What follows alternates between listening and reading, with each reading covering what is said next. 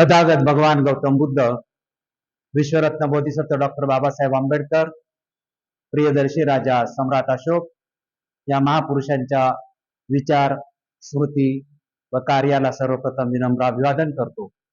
आज या ठिकाणी धम्मसंहिता ऍक्शन कमिटी ऑफ इंडियाच्या वतीने डॉक्टर बाबासाहेब आंबेडकर निर्मित बुद्ध आणि त्यांचा धम्म हे जे प्रबोधन पर्व आपण सुरू केलेले आहे, या प्रबोधन पर्वाचा तिसरा भाग आपण या ठिकाणी आज संपन्न करीत आहोत।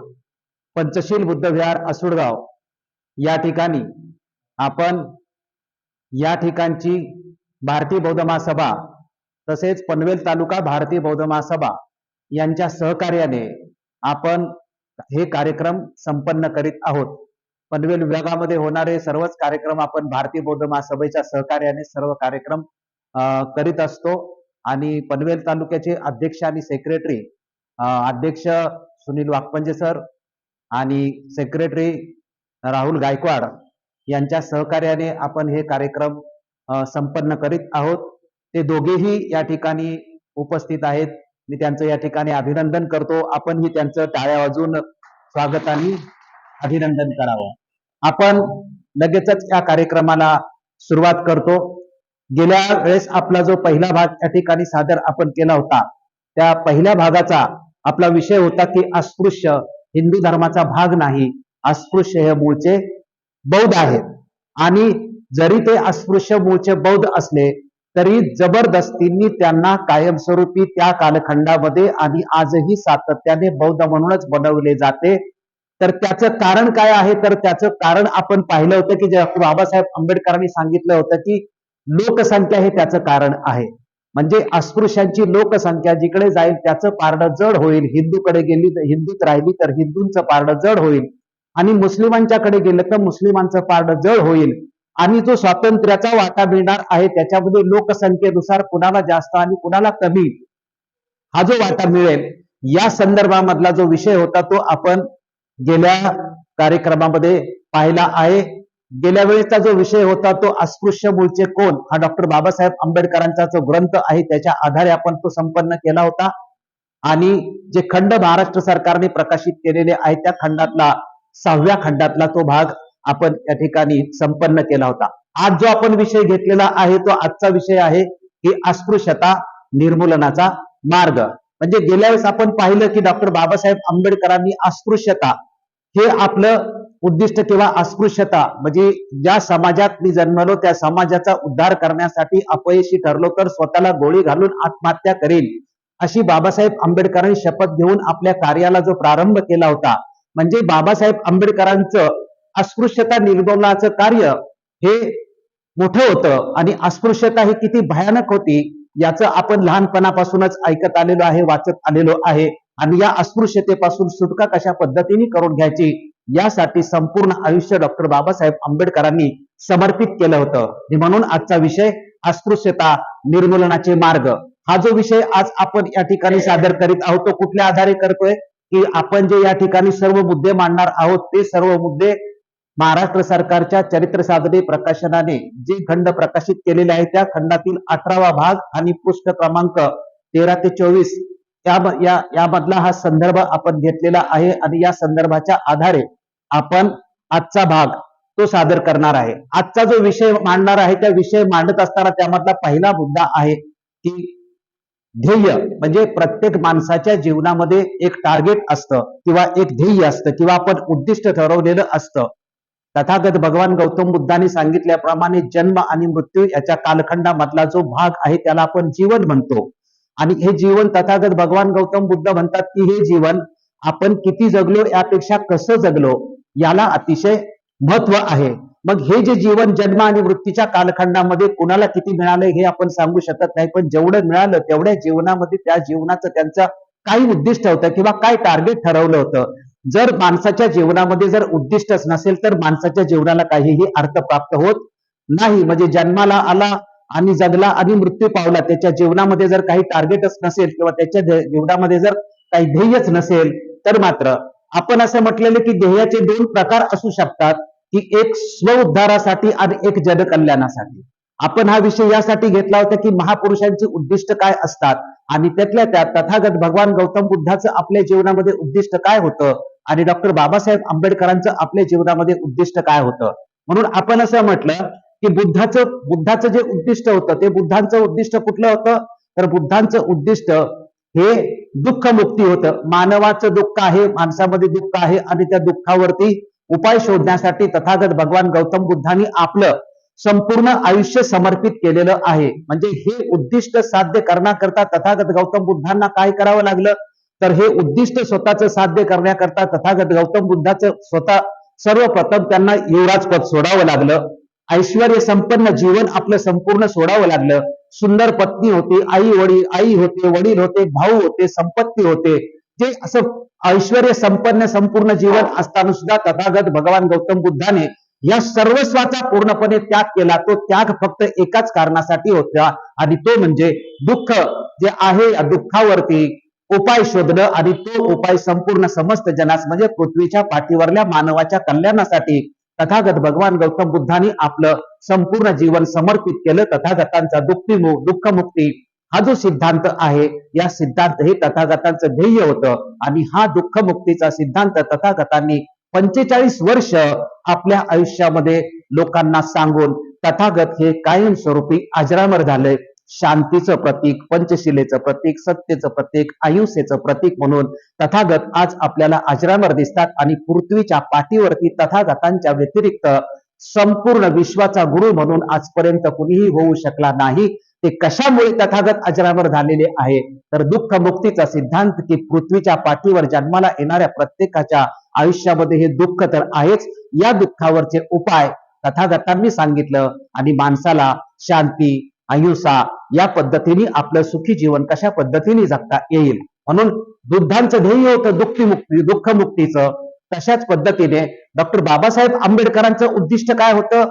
आपण म्हटलं की डॉक्टर बाबासाहेब आंबेडकरांनी शपथ घेतली की मी ज्या समाजात जन्मलो त्या समाजाचा उद्धार करण्यासाठी अपयशी ठरलो तर गोळी घालून आत्महत्या करेन. बाबासाहेब आंबेडकर कुठल्या समाजात जन्मले होते, तर बाबासाहेब आंबेडकर अस्पृश्य समाजामध्ये बाबासाहेब आंबेडकरांचा जन्म झाला होता आणि ही जी अस्पृश्य होती ही अस्पृश्यता किती भयानक होती किंवा इथल्या अस्पृश्यतेचे परिणाम किंवा ही जी अस्पृश्य होती आपण गेल्या वेळेस पाहिलं की अस्पृश्यता म्हणजे माणसाला माणूस म्हणून जगण्याचे सुद्धा या अस्पृश्यतेने अधिकार दिले नव्हते.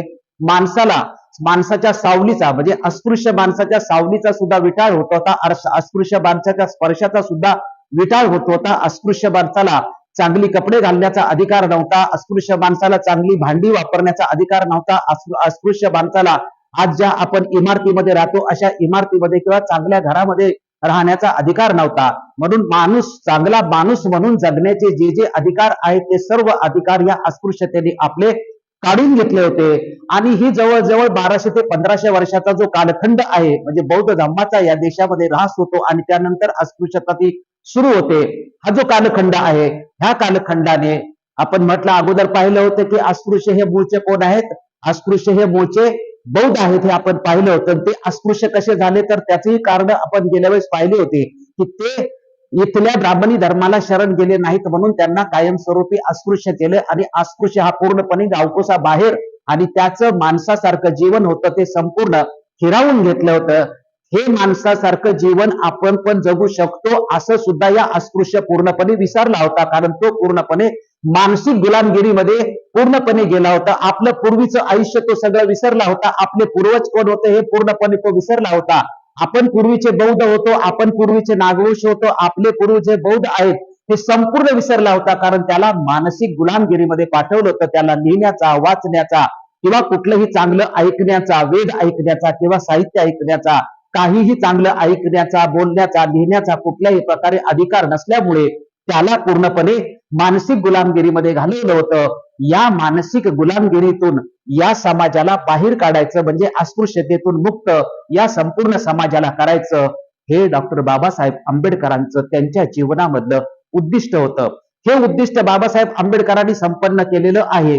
MA, PhD, MSc, DSc, LLD, DLIT, Bharat bar at law एवढ्या बाबासाहेब आंबेडकरांनी उच्च मानांकित पदव्या घेतल्या. जीवनामध्ये भारतामध्येही बाबासाहेब आंबेडकरांचे अनेक लोकांनी शिक्षण घेतलं. मोतीलाल नेहरू असतील किंवा या देशातले मोठमोठे जाऊन लंडनला बाबासाहेब आंबेडकरांच्या सारखे शिक्षण घेऊन आले. परंतु जे शिक्षण घेऊन आले त्या प्रत्येकाने आपापलं करिअर बनवलं. कोणी वकील झाला असेल, कोणी जज झाला असेल, तर कोणी मोठमोठ्या पदावर गेला असेल, तर कोणी पैसा पाणी गडगंज कमवला असेल, श्रीमंत झाला असेल. परंतु डॉक्टर बाबासाहेब आंबेडकरांनी जर आपल्या मनामध्ये आणलं असतं की एवढ्या बाबासाहेब आंबेडकरांच्या डिग्र्या आणि बाबासाहेब आंबेडकरांची विद्वत्ता ही जगप्रसिद्ध होती, म्हणजे बाबासाहेब आंबेडकरांनी मनामध्ये आणलं असतं तर स्वउद्धारासाठी ते काहीही करू शकले असते. आणि त्यांनी जे पण केलं असतं, मग स्वतःला संपत्ती कमवण्याचं ठरवलं असतं तर जगातले सगळ्यात श्रीमंत झाले असते. ज्या क्षेत्रामध्ये गेले असते बाबासाहेब त्या क्षेत्रामध्ये तर नाव जगप्रसिद्ध नावच कमवलं असतं.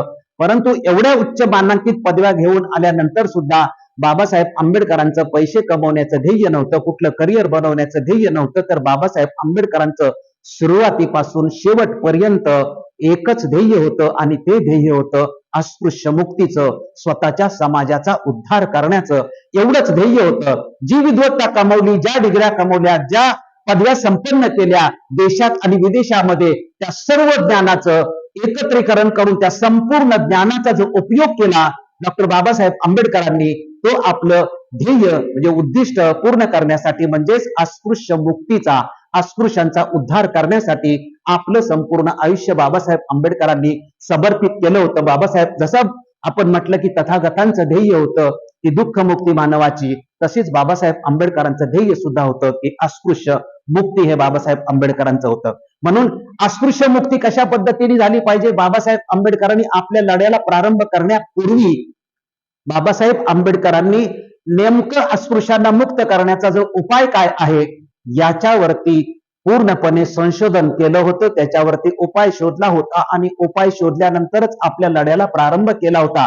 कारण आपण म्हटलं की MA, PhD, MSc, BSc, LLD, delete, bar at law एवढ्या उच्च मानांकित पदव्या बाबासाहेब आंबेडकरांनी घेतल्या होत्या. आणि ह्या पदव्या घेत असतानाच संपूर्णपणे बाबासाहेब आंबेडकरांनी 1913 ते 1916 अमेरिकेमध्ये बौद्ध धम्माचा सुद्धा पूर्णपणे अभ्यास केला होता.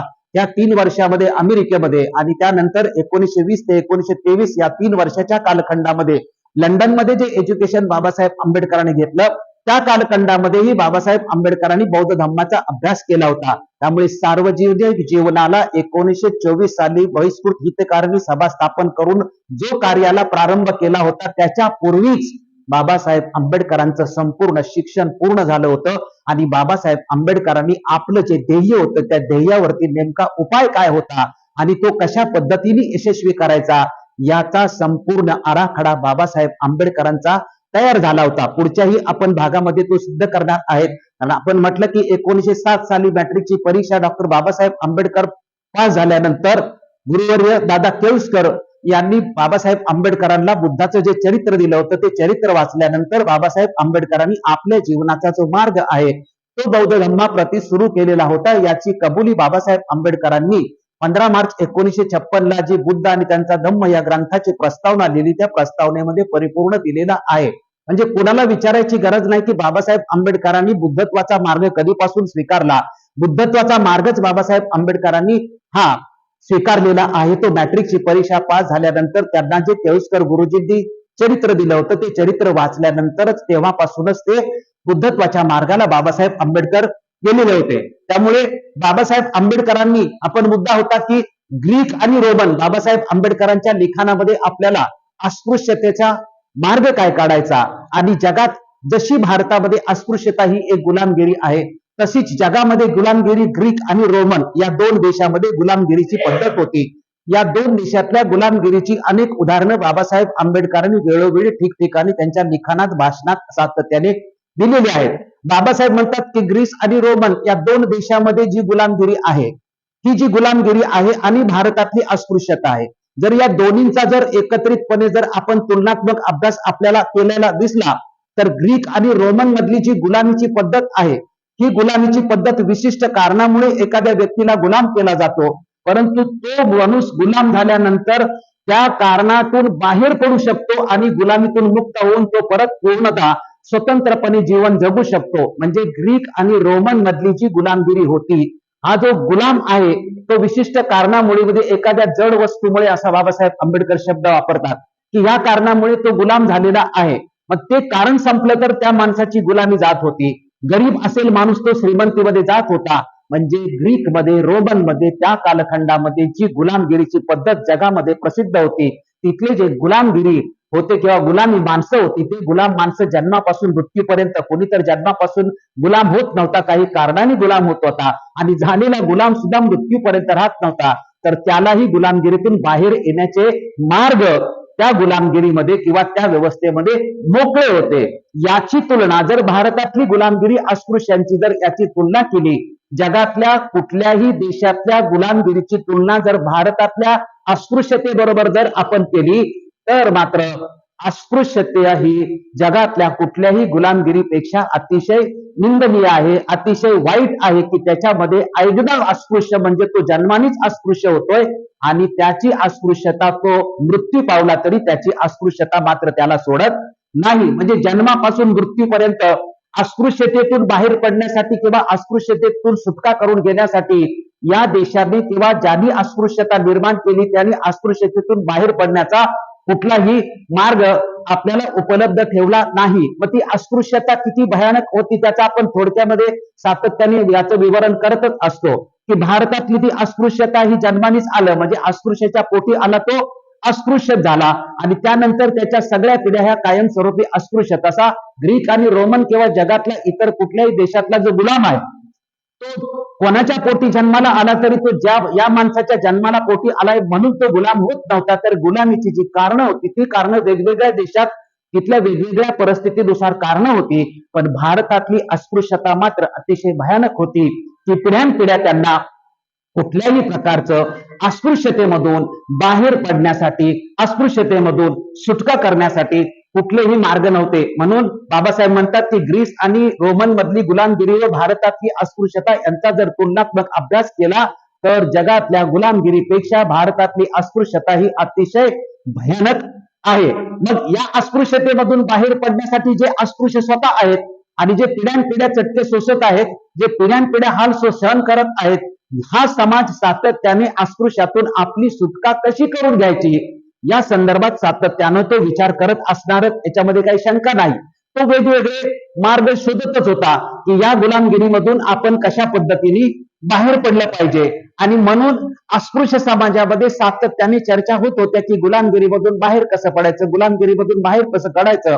परंतु हा जो अस्पृश्य समाज होता तो मानसिकच गुलामगिरीमध्ये असल्यामुळे मानसिक गुलामगिरी ही जगामध्ये अतिशय वाईट. एक वेळ तुम्हाला फाशीची सजा परवडली पण मानसिक गुलामगिरी परवडली नाही. कारण मानसिक गुलामगिरी म्हणजे काय, फक्त सकाळपासून संध्याकाळ तुम्हाला फक्त अंग भिंतीचं काम करायचं, मालक तुम्हाला जेवायला देतो, खायला पोटभर देतो, परंतु त्याच्या बदल्यामध्ये तुम्ही सातत्याने फक्त शारीरिक श्रमच करायचा असतं, डोक्याचा भाग कुठलाही वापरायचा नसतो. त्याच्यामुळे मानसिक गुलामाला त्याला काहीच कळत नाही, त्याला फक्त खाण्याचं कळतं आणि त्याला फक्त काम करण्याचं कळतं. अशी अवस्था अस्पृश्यांची झालेली होती. त्यामुळे त्यांना अस्पृश्यतेवरती सुटका करण्याचे उपाय शोधण्यासाठी विचार करण्याची त्या समाजाला सवयच ठेवलेली नव्हती. त्यामुळे त्यांना त्या समाजाला विचार सापडत नव्हता. परंतु 20व्या शतकामध्ये डॉक्टर बाबासाहेब आंबेडकरांचा महापुरुष जन्माला येतो आणि त्याला इथल्या देशामधल्या ब्रिटिशांच्या व्यवस्थेच्या माध्यमातून शिक्षणाची संधी उपलब्ध होते आणि शिक्षणाची संधी उपलब्ध झाल्यानंतर शिक्षण भारतात घेतलं जातं आणि जगात ही शिक्षण अमेरिका, लंडन सारख्या देशामध्ये घेतल्यानंतर जगात काय चाललंय, भारतात काय चाललंय, माणूस काय आहे आणि जगाची संपूर्ण व्यवस्था आणि संपूर्ण जगाच्या इतिहासाचं संशोधनात्मक अभ्यास डॉक्टर बाबासाहेब आंबेडकरांना मिळाला आणि हा संशोधनात्मक संपूर्ण बाबासाहेब आंबेडकरांनी अभ्यास जो केला त्या अभ्यासाचा संपूर्ण उपयोग मग जसं बाबासाहेब आंबेडकरांनी वाक्य वापरलेलं आहे की मी माझ्या अस्पृश्य समाज माझा आंधळा आहे, या आंधळ्या समाजाचे मी काठी आहे, या संपूर्ण समाजाच्या बुद्धीचं काम मला एकट्यालाच करायचं आहे, मी एकटा पूर्णपणे बुद्धीचं काम करेन, तुम्ही मी सांगेल तशा पद्धतीने चला, अशा पद्धतीने बाबासाहेब आंबेडकर म्हटले होते. गुलामाला गुलामीची जाणीव करून द्या मग तो बंड करून उठेल. बाबासाहेबांना हे माहित होतं की हा गुलाम आहे, हा गुलाम आहे हे सुद्धा त्याला माहित नव्हतं, याचा इतिहास त्याला माहित नाही. म्हणून बाबासाहेब आंबेडकरांनी म्हटलं होतं की कुठल्याही समाजाला त्याचा इतिहासच माहित नसेल तर तो इतिहास घडवू शकत नाही. म्हणून ज्याला इतिहास घडवायचा असेल त्याला प्रथम त्याच्या समाजाचा इतिहास माहित असणं अतिशय आवश्यक आहे. हे सगळे जी कोटेशन्स डॉक्टर बाबासाहेब आंबेडकरांनी सांगितलेली आहेत ही त्या अस्पृश्यतेच्या पार्श्वभूमीवरती सांगितलेली आहे. आपण म्हटलं की बाबासाहेब आंबेडकरांचं उद्दिष्ट अस्पृश्य मुक्तीचं आहे आणि बुद्धाचं उद्दिष्ट दुःख मुक्तीचं आहे. जर बाबासाहेब आंबेडकरांचं किंवा कोणाचं जर उद्दिष्टच नसेल, बाबासाहेब आंबेडकर म्हणतात की आणि बुद्धही याला सांगतात की जर टार्गेट किंवा उद्दिष्ट तुमचं ध्येय ठरलेलं नसेल तर तो जो तुमच्या जीवनाचा प्रवास असेल तर तो अर्थहीन प्रवास असेल. टॉल्स्टॉयचं एक वाक्य बाबासाहेब आंबेडकरांनी वापरलेलं आहे. आपण ते सातत्याने वापरतो. बाबासाहेब आंबेडकर टॉल्स्टॉयच्या वाक्यामध्ये म्हणतात की तुम्ही किती अंतर चालून गेलेला आहेत त्यापेक्षा तुम्ही कुठल्या दिशेने अंतर चालून गेलेलं आहे हे अतिशय महत्वाचं आहे. त्यामुळे आम्ही जगलोय, आम्ही पळतोय, परंतु कुठल्या दिशेने पळायचं हे अगोदर, पळण्याच्या अगोदर किंवा सुरुवात करण्याच्या अगोदर आपली दिशा फिक्स पाहिजे की मला अमक्या ठिकाणी जायचंय. मला अमक्या ठिकाणी जायचंय हे जर मी ठरवलेलं नाही आणि मी आपला कपडे घातल्याने निघालो चालत तर दिशाहीन तो पूर्णपणे प्रवास होतो. त्या दिशाहीन प्रवासाला त्या जीवनाला कुठल्याही प्रकारचा अर्थ प्राप्त होत नाही. त्यामुळे बाबासाहेबांचं हे वाक्य सर्वजण वापरतात की तुम्ही किती अंतर चालून गेला याला अजिबात महत्व नाही. तुमची दिशा, तुम्ही कुठल्या दिशेने अंतर चाललेला आहे याला महत्व होते. बाबासाहेबांची दिशा फिक्स होती. अस्पृश्य मुक्ती, संपूर्ण अभ्यासाचं, संपूर्ण विद्वत्तेचं, संपूर्ण मिळवल्या ज्ञानाचा उपयोग कशासाठी करायचा आहे, तो माझ्या समाज अस्पृश्य आहे या समाजाची मुक्ती करण्यासाठी बाबासाहेब आंबेडकर आपलं संपूर्ण सर्वस्व जे मिळवलेलं आहे ते वापरतात. त्यामुळे उद्दिष्ट बाबासाहेब आंबेडकरांचं फिक्स होतं. त्या उद्दिष्टामध्ये मग बाबासाहेब आंबेडकर हे संपूर्ण मिळवल्यानंतर बाबासाहेब आंबेडकरांची मे 1924 साली बार्शी, सोलापूर जिल्ह्यामध्ये बार्शी तालुका आहे, या बार्शीमध्ये बाबासाहेब आंबेडकरांचं भाषण झालेलं आहे. ते भाषण अशा निमित्ताने होतं की मुंबई प्रांतिक अस्पृश्यांची परिषद बार्शी तालुक्यामध्ये भरवण्यात आली होती. सोलापूर जिल्ह्यातले सर्व लोक त्या परिषदेला आले होते आणि त्या परिषदेमध्ये बॅरिस्टर आंबेडकरांचं मे 1924 साली भाषण झालं होतं. ते भाषण काही पुस्तकामध्ये देशांतर, नामांतर, धर्मांतर या टायटल खाली प्रसिद्ध आहे, तर काही ठिकाणी की समाजामध्ये निरपेक्ष व कर्तव्य बुद्धीने आपलं कार्य केलं पाहिजे अशा पद्धतीनेही ते भाषण बाबासाहेब आंबेडकरांचं जाहीर आहे. आणि हे भाषण कधीच आहे, मे 1924 भाषण आहे. आणि बाबासाहेब आपल्या लढ्याला प्रारंभ कधी करतात संस्थात्मक, तर जुलै 20, 1924 बहिष्कृत हितकारणी सभेची स्थापना करतात. म्हणजे संघटना स्थापन कार्य करण्याच्या अगोदरच बाबासाहेब आंबेडकरांचं बार्शीमध्ये बहिष्कृतांच्या परिषदेमध्ये भाषण झालेलं आहे. आणि त्या भाषणामध्ये बाबासाहेब आंबेडकरांनी अस्पृश्य मुक्ती कुठल्या मार्गाने होऊ शकते हे बाबासाहेब आंबेडकरांनी सांगितलेलं आहे. आणि ते संपूर्ण भाषण फक्त आणि फक्त अस्पृश्य मुक्ती म्हणजे बाबासाहेब आंबेडकरांनी जे टार्गेट बाबासाहेब आंबेडकरांचं होतं ते नेमकं याच्यावर उपाय काय आहे, याच्यावर मार्ग काय आहे हे बाबासाहेब आंबेडकरांनी त्या संपूर्ण भाषणामध्ये अतिशय व्यवस्थित असा विश्लेषण केलेलं आहे. आपण घरी गेल्यानंतर 18व्या खंडामध्ये पहिला भाग, 18व्या खंडाचे 3 भाग आहेत, त्या 3 भागामधला जो पहिला भाग आहे आणि पहिल्या भागामधला पृष्ठ नंबर 13 ते 23 हे व्यवस्थित जर आपल्याला वाचलं तर आपल्याला कळेल की बाबासाहेब आंबेडकरांनी अस्पृश्य मुक्तीचे जे मार्ग आहेत त्याचं संशोधन करून ठेवलं होतं आणि ते लोकांच्या समोर मे 1924 ला जाहीर केलं होतं. बाबासाहेब आंबेडकरांनी सांगितलं की अस्पृश्यामध्ये सातत्याने अस्पृश्यतेतून मुक्ती कशी करायची हा समाज सातत्याने विचार करतोय. समाजामध्ये चर्चा होतात, त्यामध्ये 3 मार्गाची चर्चा सातत्याने होते आणि हे 3 मार्ग महत्वाचे आहेत. त्यामधला पहिला मार्ग सांगितला की देशांतर, की समाज कंटाळला या देशामधला आणि या देशातले सवर्ण सुद्धा म्हणायला लागले की ही अस्पृश्यतेची पीडा आहे, ही पीडा या देशातून कुठेतरी घालवा, ही पीडा या देशातून कुठेतरी पाठवा. हे कशाला या देशामध्ये राहिलेले आहेत, कारण बाबासाहेब आंबेडकर म्हणत होते की अस्पृश्यता हा अस्पृश्य समाजावरला कलंक नाही. बाबासाहेब आंबेडकर म्हणत होता की अस्पृश्यता ही या देशावरला कलंक आहे आणि तो धुवून काढला पाहिजे. परंतु जसे बाबासाहेब आंबेडकर म्हणत होते तसे इथले प्रस्थापित सवर्ण म्हणत होते का? ते उलट म्हणत होते की ही पिढाच या देशातून कुठेतरी निघून गेली तर बरं होईल. मग जर आपण देशांतर केलं आणि आपण जर हा देश सोडूनच सर्व अस्पृश्य गेलं तर काय होईल, याच्यावरती बाबासाहेब आंबेडकर प्रथम विचार मांडतात की हा एक मार्ग आहे बाबासाहेब आंबेडकर म्हणतात की इथं प्रत्येक गावामध्ये सवर्णांच्या बहिणाभर किंवा रात्रंदिवस लाथा खाण्यापेक्षा, बुक्या खाण्यापेक्षा आणि कोणाचीही काहीही कामं करण्यापेक्षा या देशातून आपण निघूनच गेलं तर एक प्रकारे आपल्याला चांगलं होईल. इतर देशामध्ये आपण गेल्यानंतर बाबासाहेब म्हणतात की आपण दक्षिण आफ्रिकेमध्ये जाऊ, आपण फिजीमध्ये जाऊ, आपण न्यूगिनीमध्ये जाऊ, या 3 देशाची नावं घेतात.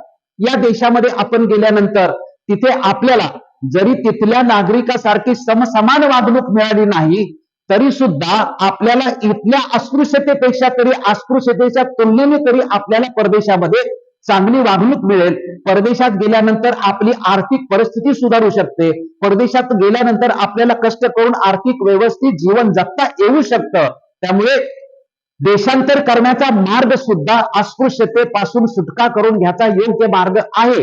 बाबासाहेब आंबेडकर म्हणतात की हा काही चुकीचा मार्ग नाही. हा मार्ग मला सुद्धा पटतो की अस्पृश्यांनी या देशामधून देशांतर करावं आणि आफ्रिका, फिजी किंवा न्यूगिनी सारख्या देशामध्ये जाऊन राहिलं तर आपली कायमस्वरूपी अस्पृश्यतेवरली म्हणजे पूर्णपणे काय होईल, सुटका होईल. परंतु हा जरी मार्ग योग्य वाटत असला तरी हा मार्ग प्रत्यक्षात आणणं शक्य आहे का? या देशातले सगळेच्या सगळे अस्पृश्य आपण परदेशातून घेऊन जाऊ शकतो का? या देशातले सगळेच्या सगळे अस्पृश्य आपण परदेशामध्ये घेऊन जाऊ शकत नाही. त्यामुळे मार्ग जरी आपल्याला योग्य वाटला तरी हा मार्गाची अंमलबजावणी करणं किंवा या मार्गाचं प्रात्यक्षिक करणं हे मात्र आपल्याला शक्य नाही. म्हणून हा मार्ग सोडून देऊन आपण अस्पृश्य मुक्तीचा दुसरा मार्ग शोधणं आवश्यक आहे. आणि म्हणून डॉक्टर बाबासाहेब आंबेडकर म्हणतात की हा मार्ग चुकीचा, हा मार्ग अयोग्य नाही, परंतु त्याची अंमलबजावणी आपल्याला करता येणार नाही, याचं प्रात्यक्षिक आपल्याला करता येणार नाही. काही अस्पृश्य परदेशामध्ये नेऊन आपल्याला सेटल करू शकतो, परंतु सर्वच्या सर्व अस्पृश्य आपण किती म्हटलं, बाबासाहेब आंबेडकरांनी म्हटलं होतं की या देशामध्ये त्या कालखंडामध्ये आपल्या सर्व पुस्तकामधून लिहिलेलं आहे की 9 कोटीची ही लोकसंख्या आहे. जनगणनेमध्ये 5 कोटी कुठे 6 कोटी अशी लोकसंख्या लिहिली असली तरी 5 कोटी 7 कोटी 9 कोटी लोकसंख्या संपूर्ण घेऊन जाणं हे कुठल्याही म्हणजे प्रात्यक्षिका दृष्टिकोनातून योग्य नाही. म्हणून तो मार्ग जरी अस्पृश्य मुक्तीचा असला तरी त्याचं प्रात्यक्षिक आपल्याला करता येणार नाही. हा मार्ग सोडून आपण दुसऱ्या मार्गाचा विचार केला पाहिजे. तो जो दुसरा मार्ग आहे तो बाबासाहेब आंबेडकर म्हणतात की दुसरा मग हा नामांतराचा मार्ग आहे. आता हा नामांतराचा मार्ग बाबासाहेब याच्यावरती हा सुद्धा बाबासाहेब आंबेडकर म्हणतात की अस्पृश्यापासून मुक्ती करण्यासाठी हा पण एक मार्ग योग्य आहे. या देशातल्या अस्पृश्यतेचा जर आपण विचार केला तर अस्पृश्य माणूस आणि या देशातल्या इतर सवर्णांचा माणूस म्हणजे ब्राह्मण, क्षत्रिय, वैश्य आणि शूद्र, ब्राह्मण, क्षत्रिय, वैश्य आणि शूद्र, आणि आपण कोण आहोत, आपण अतिशूद्र आहोत. आपण या चातुर्वर्ण व्यवस्थेमधले आपण नाही आहोत. त्याच्यामुळे ब्राह्मण, क्षत्रिय, वैश्य, शूद्र ह्या 4 वर्णातली जी माणसं आहेत म्हणजे ब्राह्मणाचा माणूस घेतला, क्षत्रियाचा माणूस घेतला, वैश्याचा माणूस घेतला, शूद्राचा माणूस घेतला आणि अस्पृश्याचा माणूस घेतला तरी त्या 4 वर्णातल्या प्रत्येक माणसाला 2 हात, 2 डोळे, 2 कान, दात म्हणजे जे शरीराचे अवयव आहेत किंवा जसं शरीर आहे तशाच पद्धतीने त्याचं सुद्धा आहे. त्याच्यामुळे जर सगळ्या माणसाला जर एकत्रित उभं केलं तर उभं केल्यानंतर हा ब्राह्मण, हा क्षत्रिय, हा वैश्य, हा शूद्र किंवा हा अस्पृश्य असं त्याच्या शारीरिकतेवरून तरी ओळखता येऊ शकत नाही. त्याच्यामुळे ब्राह्मण कोण, क्षत्रिय कोण, वैश्य कोण, शूद्र कोण हे मात्र त्याच्या शारीरिकतेवरून आपल्याला ओळखता येऊ शकत नाही. या देशामध्ये ब्राह्मण ओळखला जातो, मराठा ओळखला जातो, मांग ओळखला जातो, चांभार ओळखला जातो. प्रत्येक जात जी ओळखली जाते ती जात कशावरून ओळखली जाते किंवा आपण अस्पृश्यांच्याकडे बघण्याचा दृष्टिकोन आहे, ब्राह्मणांच्याकडे बघण्याचा दृष्टिकोन आहे, मराठ्यांच्याकडे बघण्याचा दृष्टिकोन आहे, चांभाराकडे बघण्याचा दृष्टिकोन आहे. हा दृष्टिकोन आपल्यामध्ये कधी येतो की आपण म्हटलं की हा महार आहे, महार म्हटलं की मग त्याला अस्पृश्याच्या चष्म्यातून बघितलं जातं. हा ब्राह्मण आहे म्हटलं की त्याला आदराच्या चष्म्यातून बघितलं जातं. हा क्षत्रिय आहे म्हटलं की त्याला लढवय्याच्या दृष्टिकोनातून बघितलं जातं. म्हणजे काय आहे की त्याचं नाव सांगितलं किंवा त्याच्या जातीचं नाव सांगितलं तर मात्र त्याची ओळख होऊ शकते. अस्पृश्यतेची पण ओळख कशी आहे, अस्पृश्यतेच्या मध्ये वेगवेगळ्या राज्यामध्ये वेगवेगळ्या जाती असल्या आपण म्हटलं 429 जाती संपूर्ण देशामध्ये आहेत आणि महाराष्ट्रामध्ये 59 जाती आहेत अस्पृश्यांच्या. महाराष्ट्रामध्ये म्हणजे महार असेल, मातंग असेल, चांभार असेल, ह्या ज्या जाती ज्याला आज शेड्यूल कास्टच्या 59 जाती महाराष्ट्रामध्ये आहेत. आजचे शेड्यूल कास्ट म्हणजे पूर्वीचे अस्पृश्य. तर ह्या अस्पृश्यामध्ये ज्या जाती आहेत त्या जातींची नावं घेतल्यानंतरच आपल्याला त्याच्याबद्दलचा आपल्या डोक्यामध्ये भावना निर्माण होते. महार म्हटली की मग कुठली भावना निर्माण होते, मांग म्हटले की कुठली भावना निर्माण होते, चांभार म्हटलं की कुठली भावना निर्माण होते. पण या जातीतले जे सगळे लोक आहेत, शारीरिक दृष्टिकोनातून सगळे एकत्र जमले तर मात्र त्यांची ओळख आपण करू शकत नाही. त्याचं नाव सांगितलं म्हणजे आपल्या देशात अजूनही म्हटलं जातं की सार्वजनिक ठिकाणी किंवा प्रवासाला गेल्यानंतर गप्पा चांगल्या मारतात, सगळं चांगलं होतं, चांगली दोस्ती बिस्ती चांगलं होतं, परंतु जात कळाली की मात्र सगळी गडबड होते. ते अजूनपर्यंत चालत आलेलं आहे. बाबासाहेब आंबेडकर म्हणतात की अस्पृश्यता या देशामध्ये ओळखली जाते ती फक्त नामांतरावरून ओळखली जाते. म्हणजे नाव हे सर्वस्व आहे, नाव याच्यामध्ये सर्व सार आहेत. मग याच्या हे जर नावावरून ओळखलं जात असेल तर मग आपण नावच बदलून टाकूया आणि अस्पृश्यतेकडून मुक्ती करून घेऊया. मग हे नाव जर आपण बदललं तर आपली अस्पृश्यतेतून मुक्ती अधिकृतपणे होऊ शकते. बाबासाहेब आंबेडकर दुसरे उदाहरण देतात की साऊथ मधला माणूस मुंबईत आला तर त्याला इथं अस्पृश्य म्हणून गणला जात नाही, किंवा इथला माणूस दुसऱ्या राज्यात गेला तर त्याला अस्पृश्य म्हणून गणला जात नाही, कारण याची तिथं ओळखच अजिबात कुठल्याही प्रकारची नसते. बाबासाहेब आंबेडकर उदाहरण देतात की सगळे साऊथ मधले मद्रासी लोक मुंबईमध्ये येऊन राहिलेले आहेत आणि ते हजारोच्या लाखोच्या संख्येने येऊन राहिलेले आहेत. त्याच्यात अनेक अस्पृश्य समाज सुद्धा आहे, परंतु इथं मात्र तो चांगल्या हॉटेलमध्ये किंवा सर्व लोकांच्या मध्ये मिळून मिसळून राहतो. त्याच्यामुळे अस्पृश्य हे शरीरावरून कुठेही ओळखले जाऊ शकत नाहीत. अस्पृश्य हे त्याच्या नावावरूनच ओळखले जाते. त्याच्यामुळे नाव हे महत्वाचं या देशामध्ये आहे. मग नाव जर महत्वाचं असेल तर मग आपण जर नामांतर केलं तर मग आपली अस्पृश्यतेतून मुक्ती होईल का? तर नाव काय ठेवायचं याच्यावरून त्या कालखंडामध्ये चर्चा सुरू होती. नाव आपण अस्पृश्य हे नाव काढायचं आणि सर्व अस्पृश्यांना एकच नाव द्यायचं, आदि हिंदू, असं अस्पृश्य समाजामध्ये चर्चिलं होतं. पण हे आदि हिंदू चर्चिलेच्या अगोदर सुद्धा बाबासाहेब आंबेडकर म्हणतात की आपल्या अस्पृश्यामध्ये ज्या जाती आहेत ह्या जाती सुद्धा आपापसामध्ये भेदाभेद करतात. ह्या ज्या आपण आता 59 जाती आहेत आपल्या राज्यामध्ये, या 59 जातीमध्ये आपला रोटी बेटी व्यवहार होतो का? महाराचा मातंगाशी होतो का? चांभाराशी होतो का? या जे सगळ्या जाती आहेत ह्या सुद्धा जाती, जरी हा सगळा अनटचेबल वर्ग असला, जरी हा संपूर्ण अस्पृश्य समाज असला, तरी ह्या संपूर्ण अस्पृश्य समाज सुद्धा तो एकसंघ नाही, तो सुद्धा जातीभेद मानतोय. त्याच्यामुळे तोही जातीभेद कसा आपण दूर करणार? परंतु जर या सगळ्यांचं नावच बदललं आणि सगळ्यांच्यासाठी एकच नाव ठेवलं तर मग रोटी बेटी व्यवहार करणं सुद्धा शक्य होईल, एकत्र जेवण करणं, एकत्र जीवन जगणं. कारण ओळख काय आहे? बाबासाहेब म्हणतात की आदि हिंदू, किंवा जर बाबासाहेब आंबेडकर म्हणतात की या देशामध्ये जर तुम्ही हिंदू म्हणत असाल तर फक्त प्रत्येक माणसाची या देशामध्ये ओळख झाली पाहिजे, ती हिंदू म्हणून झाली पाहिजे. त्याची जात कुठेही येता कामा नये. जात हा कॉलम नष्ट झाला पाहिजे, जात हा कॉलम रद्द झाला पाहिजे. जर हिंदू तुम्ही म्हणत असाल तर पूर्णपणे प्रत्येक माणसाची ओळख फक्त हिंदू मध्ये त्याचं नाव असेल आणि त्याला पुढे त्याची जात धर्म अशी ओळख न करता त्याला आपण हिंदू हे नाव देऊ. मग हा अस्पृश्य आहे, हा शूद्र आहे, हा अतिशूद्र आहे, असं काहीही होणार नाही. अस्पृश्यामध्ये चर्चा सुरू झाली होती, आदि हिंदू म्हणायची. साऊथ मध्ये अस्पृश्यांनी नाव काय ठेवलं होतं? आदि द्रविड, असं साऊथ मध्ये नाव ठेवलं होतं अस्पृश्यांनी आपलं. महाराष्ट्रामध्ये सुद्धा नाव बाबासाहेब बदले की नाव बदलणं ही तर हाऊसच असते लोकांची. आपल्याकडे पण आपण आपली हाऊस सगळी पुरवून घेतलेली आहे. म्हणजे कोकणातल्या तर मॅक्झिमम लोकांनी एका कालखंडामध्ये 56च्या नंतरचा जो कालखंड 70-75 पर्यंतचा जो कालखंड येतो त्या कालखंडामध्ये बहुतांशी लोकांनी, शिकलेल्या लोकांनी मुंबईत आल्यानंतर आपल्या गावावरून म्हणजे परुळेकर असेल किंवा वेगवेगळी अशी नावं जी आहेत ही जी कोकणातल्या लोकांची कर कर कर जी पुढे लावून जी नावं आहेत ही सगळी नावं बदललेली नावं आहेत आणि ही सगळी गावावरून ठेवलेली नावं आहेत. जसं डॉक्टर मुनगेकर सर आपण म्हणतो, त्यांचं गावाचं नाव आहे मुंगे, म्हणून त्यांनी मुंगे आणि पुढे कर असं लावलेलं आहे. त्यामुळे कोकणातल्या बहुतांशी लोकांनी, सुशिक्षित लोकांनी त्या कालखंडामध्ये नावं बदलून आपल्या गावावरून, नाव बदलणं ही चांगली गोष्ट आहे, त्याच्यावरून तुमची ओळख त्याच्यामध्ये काय होतंय? बदल होतोय. की बाबा मग प्रचिती येत नाही की नावावरून तर माणूस हा महाराचा वाटत नाही, कारण महार हा शब्द उच्चारण्यासाठी सुद्धा आपल्या समाजाला बाबासाहेबांच्या अगोदर पासून लाज वाटत होते. त्यामुळे महार शब्द उच्चारण्यात बाबासाहेब म्हणतात की लोक महाराचे सांगत नाहीत, लोक काय सांगतात? आम्ही चोखोबाचे लोक आहोत म्हणून सांगतात. म्हणजे त्या कालखंडामध्ये सुद्धा महार शब्द उच्चारण्यासाठी या समाजाला लाज वाटते. आज सुद्धा महार हा शब्द उच्चारण्यासाठी आपल्याला लाज वाटतेच, पण तरीही आपण ती कागदावरली सोडून देण्यास आज सुद्धा तयार नाही आहे, याचाही आपण विचार करणं आवश्यक आहे. चांभाराच्या लोकांना चांभार म्हणून सांगण्यासाठी लाज वाटते. बाबासाहेब आंबेडकर म्हणतात की चांभारचे लोक सुद्धा आम्ही रविदासी आहोत, आम्ही रविदासी आहोत अशी आपली ओळख सांगतात.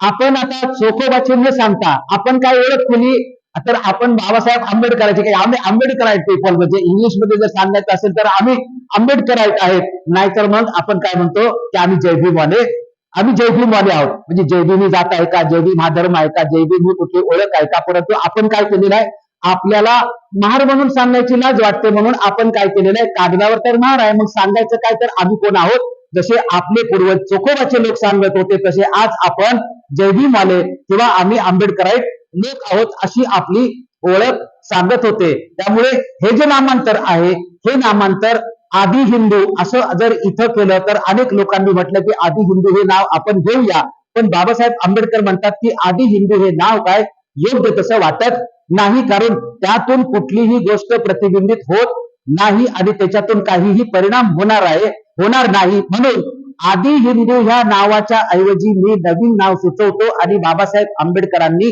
अस्पृश्यांनी आपलं नाव बदलावं. अस्पृश्य या शब्दाच्या जागी आदि हिंदू हे नाव न ठेवता बहिष्कृत हे नाव आपण घेणं अतिशय आवश्यक आहे. आणि बाबासाहेब आंबेडकरांनी त्या बार्शीच्या परिषदेमध्ये अस्पृश्य या शब्दाच्या जागी बहिष्कृत हे नाव अस्पृश्य समाजाला सांगितलं की याच्या पुढे आपली जी ओळख असली पाहिजे ती बहिष्कृत अशी ओळख आपली असली पाहिजे. पण ही ओळख बाबासाहेब आंबेडकरांनी दिलेली. त्यानंतर बाबासाहेब आंबेडकरांनी मग याच ओळखीने बहिष्कृत हितकारिणी सभा स्थापन केली आणि अस्पृश्यांना बहिष्कृत नाव देऊन बाबासाहेब आंबेडकरांनी या बहिष्कृतांचा म्हणजेच पूर्वीच्या अस्पृश्यांचा लढ्याला बाबासाहेब आंबेडकरांनी प्रारंभ 1924 सालापासून करतात. आता हा नामांतराचा तर मार्ग योग्य आहे. बाबासाहेब आंबेडकर म्हणतात की नाव जर आपण सोडून दिलं आणि सगळ्यांचं कॉमन नाव झालं तर अस्पृश्यतेपासून मुक्तता होते की नाही, की या देशात ब्राह्मण, क्षत्रिय, वैश्य, शूद्र, अतिशूद्र अशा सगळ्यांचं जर एकच नाव झालं, म्हणजे सगळे जर हिंदू सांगायला लागले किंवा सगळ्यांनी जर ठरवलं की आपली जात कुठेही येता कामा नये, आपला धर्म कुठेही येता कामा नये, सगळ्यांचं नाव एकच आणि सगळ्यांची ओळख एकच असली पाहिजे, तर या अस्पृश्यांची अस्पृश्यतेमधून सुटका होऊ शकते. परंतु असं जरी अस्पृश्यांना वाटत असेल, असं जरी आपल्याला वाटत असेल, तरी हे प्रत्यक्षात येऊ शकतं का? हे प्रत्यक्षामध्ये येऊ शकत नाही. कारण ज्यांनी अस्पृश्यता निर्माण केलेली आहे, ज्यांनी ब्राह्मण, क्षत्रिय, वैश्य, शूद्र हे चातुर्वर्ण निर्माण केलेलं आहे, ज्यांनी आपल्याला कायमस्वरूपी गावाच्या बाहेर अस्पृश्य म्हणून टाकलेलं आहे, सावलीचा विटाळ किंवा स्पर्शाचा विटाळ अतिशय वाईट जीवन जर आपलं असेल, तर हे सर्व सोडून परत सर्व समान समता प्रस्थापित करण्याचा इथला प्रस्थापित ब्राह्मण वर्ग किंवा इथला सवर्ण वर्ग या गोष्टीला तयार होणार नाही. त्यामुळे नामांतर हा उपाय जरी योग्य असला तरी तो उपाय मला पूर्णपणे मान्य आहे, परंतु या उपायाची अंमलबजावणी करणं मात्र अस्पृश्यांच्या हातामध्ये असू शकतं का? या उपायाची अंमलबजावणी करणं अस्पृश्यांच्या हातामध्ये असू शकत नाही. त्यामुळे अस्पृश्यांना किती वाटलं की आपण नामांतर करूया, तरी नामांतर केलं तरी आपली ओळख, आपण जे नाव बदलून जे नाव घेणार आहे, बाकीच्यांची सगळ्यांची नावं तशीच राहणार आहेत. त्यामुळे अस्पृश्यांची अस्पृश्यतेमुळे नामांतराचा उपाय जरी योग्य असला तरी त्याची या देशामध्ये अंमलबजावणी होणार नाही. बाबासाहेब म्हणतात की जर ही अंमलबजावणी झाला तर तो या देशाचा सुदीन असेल, म्हणजे या देशात कुठल्या जातीनी ओळख असणार नाही, कुठल्या धर्मानी ओळख असणार नाही. जर आपण बाबासाहेब आंबेडकरांचा शब्द वापरला की फर्स्ट इन, म्हणजे मी पहिला भारतीय आहे आणि अखेर पण भारतीय आहे, सगळ्या या देशातल्या सगळ्यांची जर प्रत्येकाची ओळख झाली, मी इंडियन आहे, मी भारतीय आहे आणि भारतीयाच्या व्यतिरिक्त जात पात धर्म पंथ भाषा प्रांत अशी माझी काही ओळख नाही, मी इंडियन आहे. जर इंडियन म्हणून जर या देशामध्ये ओळख असेल तर हा देश पुन्हा वैभवशाली संपन्न होऊ शकतो, पुन्हा सोने की चिडिया होऊ शकतो. परंतु जात पात धर्म पंथ भाषा प्रांत याच्यामध्ये जर विभक्त असला आणि त्याच्यावरून जर भेदाभेद होणार असतील तर मात्र तो विकास करू शकत नाही. बाबासाहेब आंबेडकरांनी सुरुवातीपासून शेवटपर्यंत कायमस्वरूपी सांगितलं की विकासाचे कितीही फॉर्म्युले असले तरी जात जोपर्यंत जिवंत आहे तोपर्यंत जात जिवंत ठेवून हे राष्ट्र कधीही विकास करू शकत नाही, हे राष्ट्र कधीही वैभवशाली होऊ शकत नाही, हे राष्ट्र कधीही संपन्न होऊ शकत नाही. ज्या दिवशी या देशाची जात संपल त्या दिवशी हे राष्ट्र वैभव संपन्न होऊ शकतं. पण जात जर संपत नसेल, कारण जाती ही एक संस्थान आहे आणि जात जर खेड्यातल्या गेल्या तर खेड्यात प्रत्येक जात ही संस्थानं आहेत आणि खेड्यात जातींची पद्धत पुरी आहे. त्यामुळे अस्पृश्यांना खेड्यातलं जीवन हे कधीही शक्य म्हणजे न्यायकारक कधीच होऊ शकत नाही. म्हणून बाबासाहेबांनी सांगितलं होतं की अंतिम उपाय आजूबाजूच्या शहरामध्ये जाऊन राहा किंवा 22 गावच्या लोकांनी एकत्र येऊन स्वतंत्र गाव स्वतंत्र स्थापन करा. सेपरेट सेटलमेंट म्हणून 542 कोटीचा प्रोजेक्ट ब्रिटिशांना बाबासाहेब आंबेडकरांनी दिला होता. या देशातल्या सगळ्या अस्पृश्यांची 22 गावातली लोक एकत्रित करून त्यांची स्वतंत्र गावं सुद्धा वसवण्यात यावीत ही बाबासाहेब आंबेडकरांनी संकल्पना दिली होती. कारण हिंदू धर्म जोपर्यंत जिवंत आहे तोपर्यंत या देशामध्ये अस्पृश्यांना न्याय कधीच मिळू शकत नाही. कारण जाती व्यवस्था हा हिंदू धर्माचा अविभाज्य भाग आहे. त्यामुळे जात नष्ट होऊ शकत नाही. त्यामुळे नामांतर हा जो उपाय आहे हा उपाय अतिशय चांगला जरी असला तरी त्याचं प्रात्यक्षिक या देशामध्ये करायला सर्वजण तयार होणार नाही. त्यामुळे हा सुद्धा उपाय मला योग्य वाटत असला तरी त्याचं प्रात्यक्षिक करणं अवघड आहे. तिसरा जो उपाय आहे तो बाबासाहेब आंबेडकर म्हणतात की धर्मांतर केलं तर अस्पृश्यामधून कशी मुक्तता होईल. तर बाबासाहेब आंबेडकर सांगतात की या देशात हिंदू धर्म आहे, या देशात मुस्लिम धर्म आहे, या देशात ख्रिश्चन धर्म आहे, या देशात शीख धर्म आहे, या देशात पारसी धर्म आहे. अस्पृश्य कोण आहेत तर अस्पृश्यांना यांनी हिंदूचा भाग बनवलेला आहे. आपण म्हटलेलं आहे की आपल्यावर शिक्का मारलाय की आपण कोण आहोत, आपण हिंदू आहोत. या अस्पृश्यामधला जर माणूस मुसलमान झाला तर दुसऱ्या दिवशीपासून त्याची अस्पृश्यता जाते. म्हणजे हिंदू लोक मुसलमानांच्या बरोबर इथले सवर्ण लोक चांगले वागतात, ख्रिश्चनांच्या बरोबर सवर्ण लोक चांगले वागतात. म्हणजे मुसलमानांची मुलं, ख्रिश्चनांची मुलं, पारशांची मुलं, शिखांची मुलं म्हणजे इतर धर्मातल्या लोकांची जी मुलं आहेत आणि हिंदू धर्मातल्या सवर्णांची मुलं आहेत ती सगळ्यांची एका शाळेमध्ये जाऊ शकतात, एकत्र फिरू शकतात, त्या रस्त्याने जाऊ शकतात. म्हणजे इतर धर्म जे अहिंदू धर्म आहेत, जे हिंदू धर्माच्या व्यतिरिक्त जे धर्म आहेत त्यांचं आणि इथल्या हिंदू धर्माच्या प्रस्थापित लोकांचं एकत्रितपणे जीवन व्यवस्थित सार्वजनिक व्यक्तिगत सर्व चालू शकतं. म्हणजे जरी मुसलमान ख्रिश्चन समाज जरी नॉनव्हेज खाणारा असेल, गो मांस खाणारा जरी असेल तरी तो हिंदू धर्माचा असल्यामुळे त्याला मात्र हे लोक कुठल्याही प्रकारचा भेद इथले क्षत्रिय किंवा इथले सवर्ण अजिबात करत नाहीत. पण अस्पृश्याला भेद करण्याचं कारण काय सांगतात तर अस्पृश्य कोण आहेत, हिंदू आहेत आणि हेच अस्पृश्य जर धर्मांतर करून मुस्लिम झाले तर उद्या त्याची अस्पृश्यता जाते आणि तोही इथल्या सवर्णांच्या मांडीला मांडू लावून बसू शकतो. म्हणजे धर्मांतर हा उपाय काय आहे, ज्या क्षणी स्वीकाराल त्या क्षणी तुमचं काय होतंय, अस्पृश्यता ही नष्ट होते. त्यामुळे जर आपण धर्मांतर केलं तर आपण आपलं जीवन ताबडतोब म्हणजे अस्पृश्यतेपासून मुक्त होऊ शकतं. तुम्ही सर्व अर्थाने जर विचार केला की धर्मांतर केलं पाहिजे तर धर्मांतराचे संपूर्ण फायदे तोटे या सगळ्या गोष्टीचा विचार केला. पुन्हा म्हणतात की मग याच धर्मात आपण कशासाठी राहायचं, आमच्यावरती हिंदू धर्माचा तुम्ही शिक्का मारलेला आहे, आम्ही नव्हतो तरी आम्हाला, आणि शिक्का मारून सुद्धा तुम्ही आम्हाला माणूस म्हणून चांगली वागणूक देत नाही. बाबासाहेब आंबेडकर म्हणतात की कुठल्याही धर्माकडे दोन दृष्टिकोनातून बघायचं. बौद्ध धर्म स्वीकारला तरी दोनच दृष्टिकोन ठेवलं. मी अनेक वेळा सांगितलं की कुठल्याही धर्माचा जो ग्रंथ असतो त्या ग्रंथामध्ये दोन भाग असतात, एक तत्वज्ञानाचा भाग असतो आणि दुसरा प्रात्यक्षिक जीवनाचा भाग असतो. तसंच बाबासाहेब आंबेडकर सांगतात की कुठल्याही धर्माकडे बघायचं असेल तर त्याला दोन दृष्टिकोनातून बघा की त्या धर्माचं तत्वज्ञान काय आहे आणि त्या धर्माचं प्रात्यक्षिक जीवन काय आहे. तर हिंदू धर्माचं तत्वज्ञान बघितलं तर हिंदू धर्म म्हणतं की वसुधैव कुटुंबकम सर्व काही समान आहे, परंतु त्याचं प्रात्यक्षिक जीवन बघितलं तर बाबासाहेब शब्द वापरतात की हिंदू धर्माचं तत्वज्ञानात्मक सांगताना चांगलं जरी सांगितलं असेल तरी त्याचं प्रात्यक्षिक जीवन मात्र किळसवाणी आहे. त्याचं प्रात्यक्षिक जीवन माणसाला एकत्रितपणे नांदू देत नाही, माणसामध्ये समता प्रस्थापित होऊ देत नाही, माणसामध्ये समानता नाही तर भेदाभेद आहे.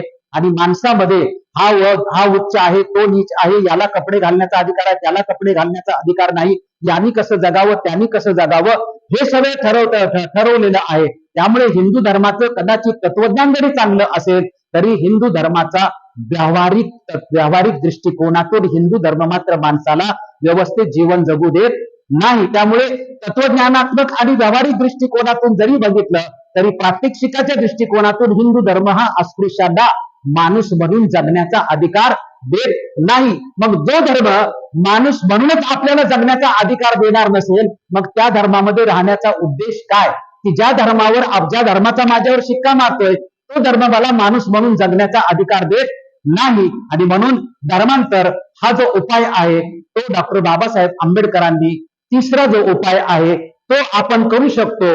जसं देशांतर करणं शक्य नाही, जसं नामांतर करणं आपल्यामध्ये हा नाही, तसं धर्मांतर मात्र आपल्या हातामध्ये आहे. आणि धर्मांतर करण्यासाठी आपल्याला कुणीही विरोध करू शकत नाही, धर्मांतर करण्यासाठी आपल्याला कुणीही आडवं येऊ शकत नाही. ते आपल्या हातामध्ये आहे आणि ते आपल्या हातामध्ये असल्यामुळे आपण ते धर्मांतर करू शकतो, आपल्याला कुणीही अडवू शकत नाही. म्हणून डॉक्टर बाबासाहेब आंबेडकरांनी अस्पृश्यतेतून सुटका करण्यासाठी धर्मांतर हा जो मार्ग आहे तो मार्ग अंतिम केलेला आहे आणि तो मार्ग स्वीकारून आपल्या लढ्याला प्रारंभ केला आहे. जसं मी सांगितलं की बाबासाहेब आंबेडकरांनी धर्मांतराची भूमिका 1907 सालीच ठरवली होती. मॅट्रिकची परीक्षा पास झाली आणि केळुसकर गुरुजींचं त्यांनी चरित्र वाचल्यानंतर इतर सगळ्या धर्मांच्या पेक्षा फक्त समता कुठे असेल तर ती बौद्ध धर्मामध्येच समता असू शकतं. बाबासाहेब आंबेडकरांनी धर्मांतराचा मार्ग स्वीकारण्यासाठी अजून एक कारण सांगितलं की मी जर मुस्लिम धर्म स्वीकारला तर मुस्लिम धर्माचे लोक आमचं स्वागत करायला तयार आहे. मी जर हिंदू धर्मामध्ये राहिलो तर माझा उपयोग होत नाही, पण मी जर ख्रिश्चन धर्म स्वीकारला तर ख्रिश्चन धर्माचे लोक आमची करोडो रुपये घेऊन स्वागत करायला तयार आहे. त्यामुळे मुस्लिम धर्म आमचा स्वागत करायला तयार आहे, शीख धर्म आमचा स्वागत करायला तयार आहे, इतर सगळे ख्रिश्चन धर्म स्वागत करायला आहेत, आमच्यासाठी करोडो रुपये खर्च करायला तयार आहेत. आणि ज्या दिवशी आम्ही धर्मांतर करू त्या दिवशी आम्हाला समान वागणूक देण्यासाठी ते तयार आहेत. त्या दिवसापासून आमच्या अस्पृश्यतेचे तत्व ते पाळणार नाही. त्यामुळे एवढे जर आमच्या सगळे स्वागतासाठी उभे इतर धर्माचे लोक असतील आणि आमची जर अस्पृश्यातून मुक्तता होणार असेल तर मग आम्ही धर्मांतर का करू नये आणि याच्या व्यतिरिक्त आमच्या समोर दुसरा कुठला उपाय असू शकतो का?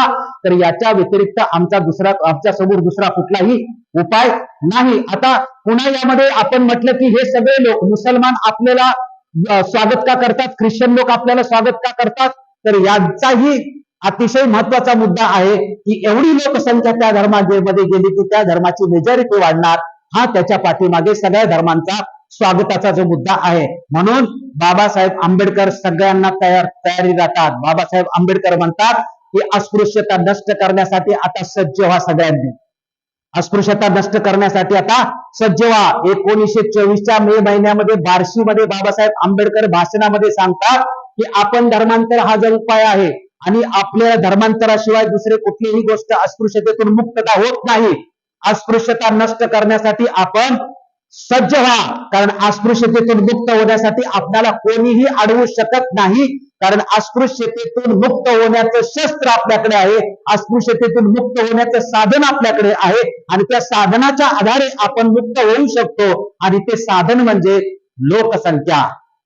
आपण अगोदरही सांगितलं, गेल्या भागामध्येही सांगितलं की लोकसंख्या आहे की ज्याच्या बाजूला लोकसंख्या जाईल त्याचा काय होईल, पारडं जड होईल. त्यामुळे बाबासाहेब आंबेडकर म्हणतात की तुम्ही अस्पृश्यता नष्ट करण्यासाठी सज्ज व्हा, कारण आपल्याला हवी तशी स्थिती आपण बदलू शकतो. कारण आपण ज्या धर्मामध्ये जाऊ त्या धर्मामध्ये आपल्याला पाहिजे तशी आपण मागणी करू शकतो आणि तो धर्म आपल्याला द्यायला तयार आहे. सगळे धर्म आपले स्वागत करायला तयार आहे. त्याच्या का करायला तयार, तर अस्पृश्यांची जी लोकसंख्या आहे ती हिंदू धर्मातून मायनस होऊन ज्या धर्मामध्ये जाईल त्या धर्मामध्ये जाईल आणि त्या धर्माचं पारडं जड होईल. आणि जड झाल्यानंतर त्याचा फायदा काय होईल, तर ब्रिटिशांच्याकडून जे स्वातंत्र्य मिळालेलं आहे त्या स्वातंत्र्य मिळाल्यानंतर बाबासाहेब आंबेडकर सांगतात की 1907 सालानंतर या देशातल्या हिंदू आणि मुसलमानामध्ये खूप सत्य होतं. या देशाच्या हिंदू आणि मुसलमानामध्ये खूप सत्य होतं, कुठल्याही गोष्टीचं भांडण नव्हतं.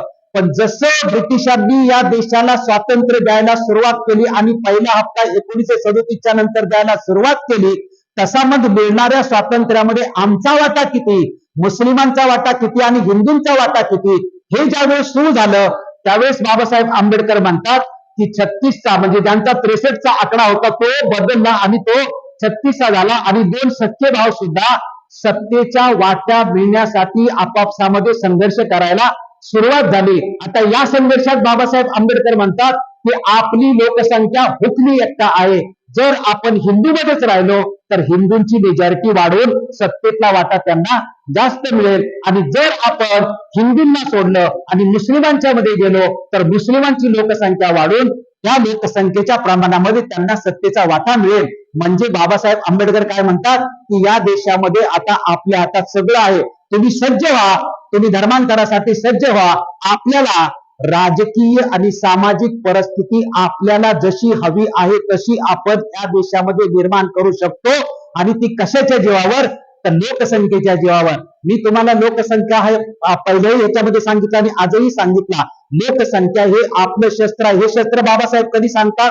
या देशाला संविधान देण्यापूर्वी लोकशाही नव्हती, मतदार हा राजा नव्हता, तरी सुद्धा बाबासाहेब आंबेडकर काय सांगतात की लोक तुमची जेवढी आहेत लोकसंख्या, त्या लोकसंख्येच्या आधारावरती तुम्ही अस्पृश्यतेमधून मुक्ती बघू शकता. त्यामुळे आपली आपण स्थिती लोकसंख्येच्या आधारावरती बनवू शकतो. म्हणून आजच्या कालखंडामध्ये जर या विषयाचा अस्पृश्यता निर्मूलनाचा मार्ग धर्मांतर असेल आणि त्या धर्मांतराचं आधार जर शस्त्र काय असेल तर त्या समाजाची लोकसंख्या असेल.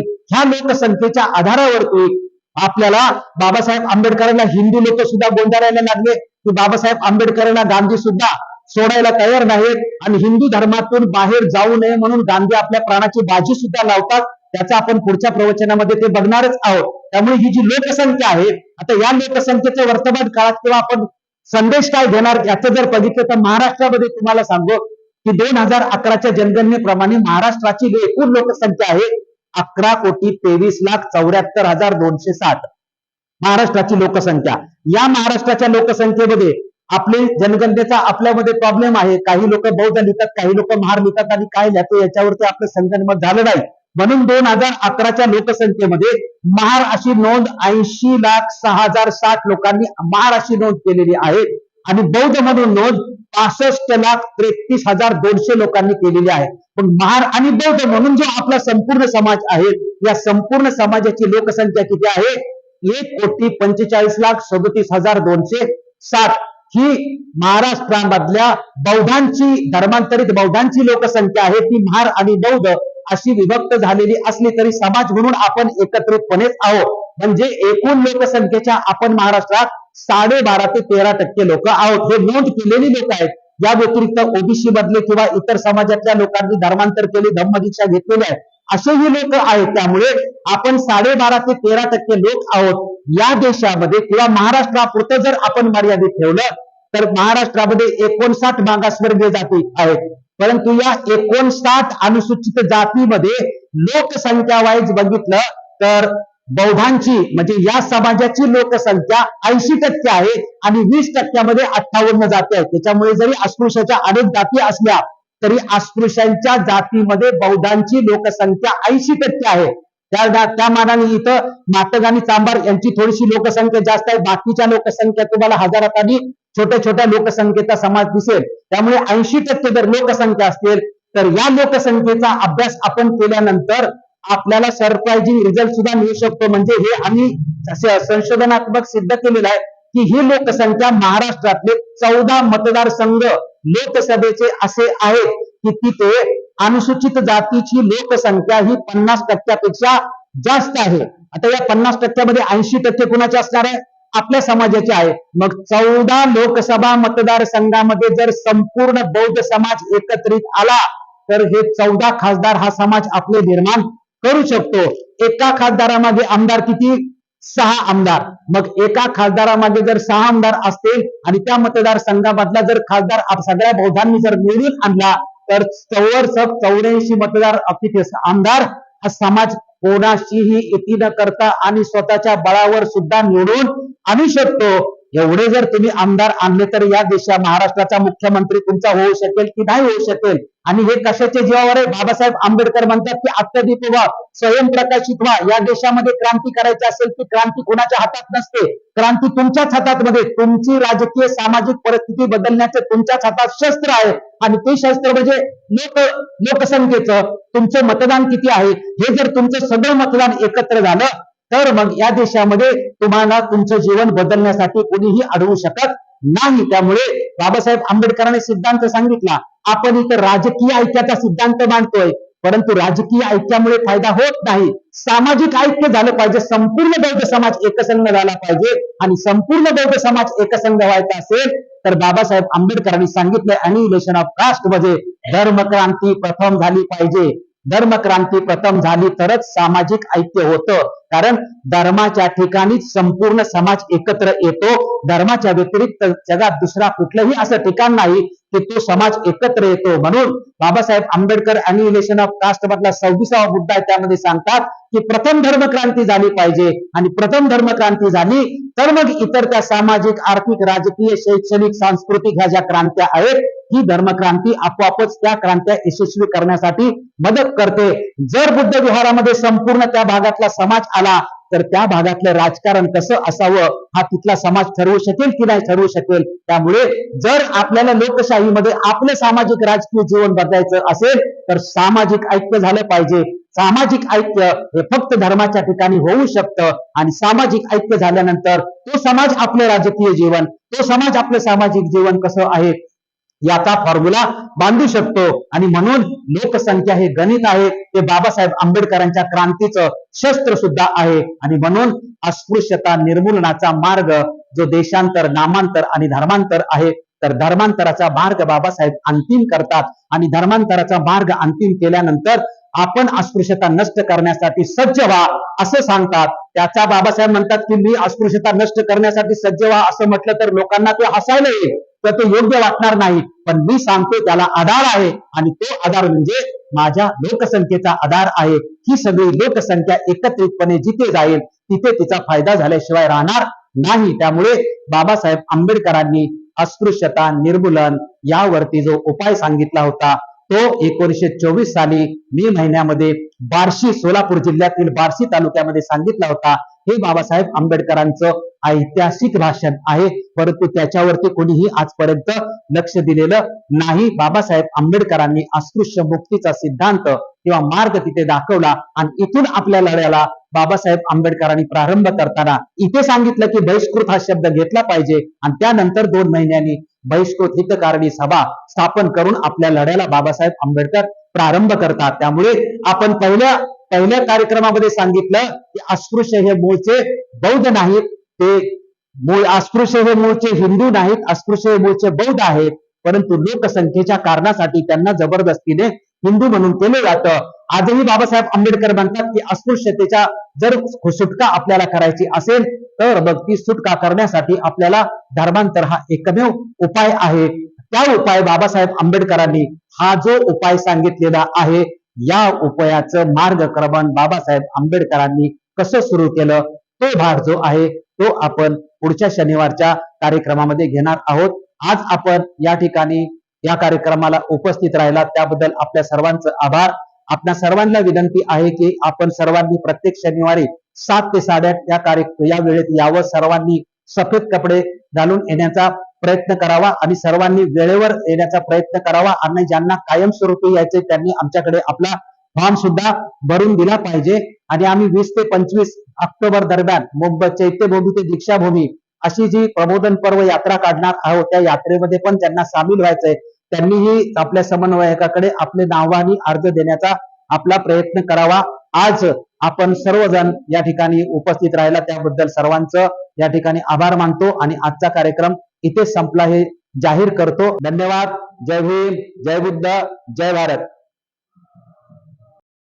डॉक्टर बाबासाहेब आंबेडकर लेखन आणि भाषणे खंड 18 भाग 1 कालखंड 1920 ते 1936 पृष्ठ क्रमांक 13 व 14 वर बार्शी जिल्हा सोलापूर येथे भरलेल्या मुंबई प्रांतिक बहिष्कृत परिषदेमध्ये मे 1924 मध्ये बॅरिस्टर आंबेडकर यांचे भाषण झाले होते. या भाषणातील संदर्भ आम्ही या ठिकाणी जसेच्या तसे देत आहे. ते भाषण समाज जीवनात निरपेक्ष कर्तव्य बुद्धीने झटले पाहिजे या शीर्षकांतर्गत छापलेले आहे. या भाषणात आपला विषय स्पष्ट करताना ग्रीस व रोममधील गुलामी आणि भारतातील अस्पृश्यता यांच्यात तुलनात्मक अभ्यास करताना बाबासाहेब आंबेडकर म्हणतात की प्राचीन काळातील रोम, ग्रीस इत्यादी राष्ट्रात दास्यत्वाचा म्हणजे गुलामगिरीचा शिरस्ता आहे. अनेक कारणांमुळे त्या देशातील लोकांना गुलाम बनण्याची पाळी येत असे व एकदा मनुष्य गुलामांच्या यादीत दाखल झाला म्हणजे जड वस्तूप्रमाणे त्याची स्थिती होऊन तो प्रजाजनांच्या हक्कास वंचित होत असे.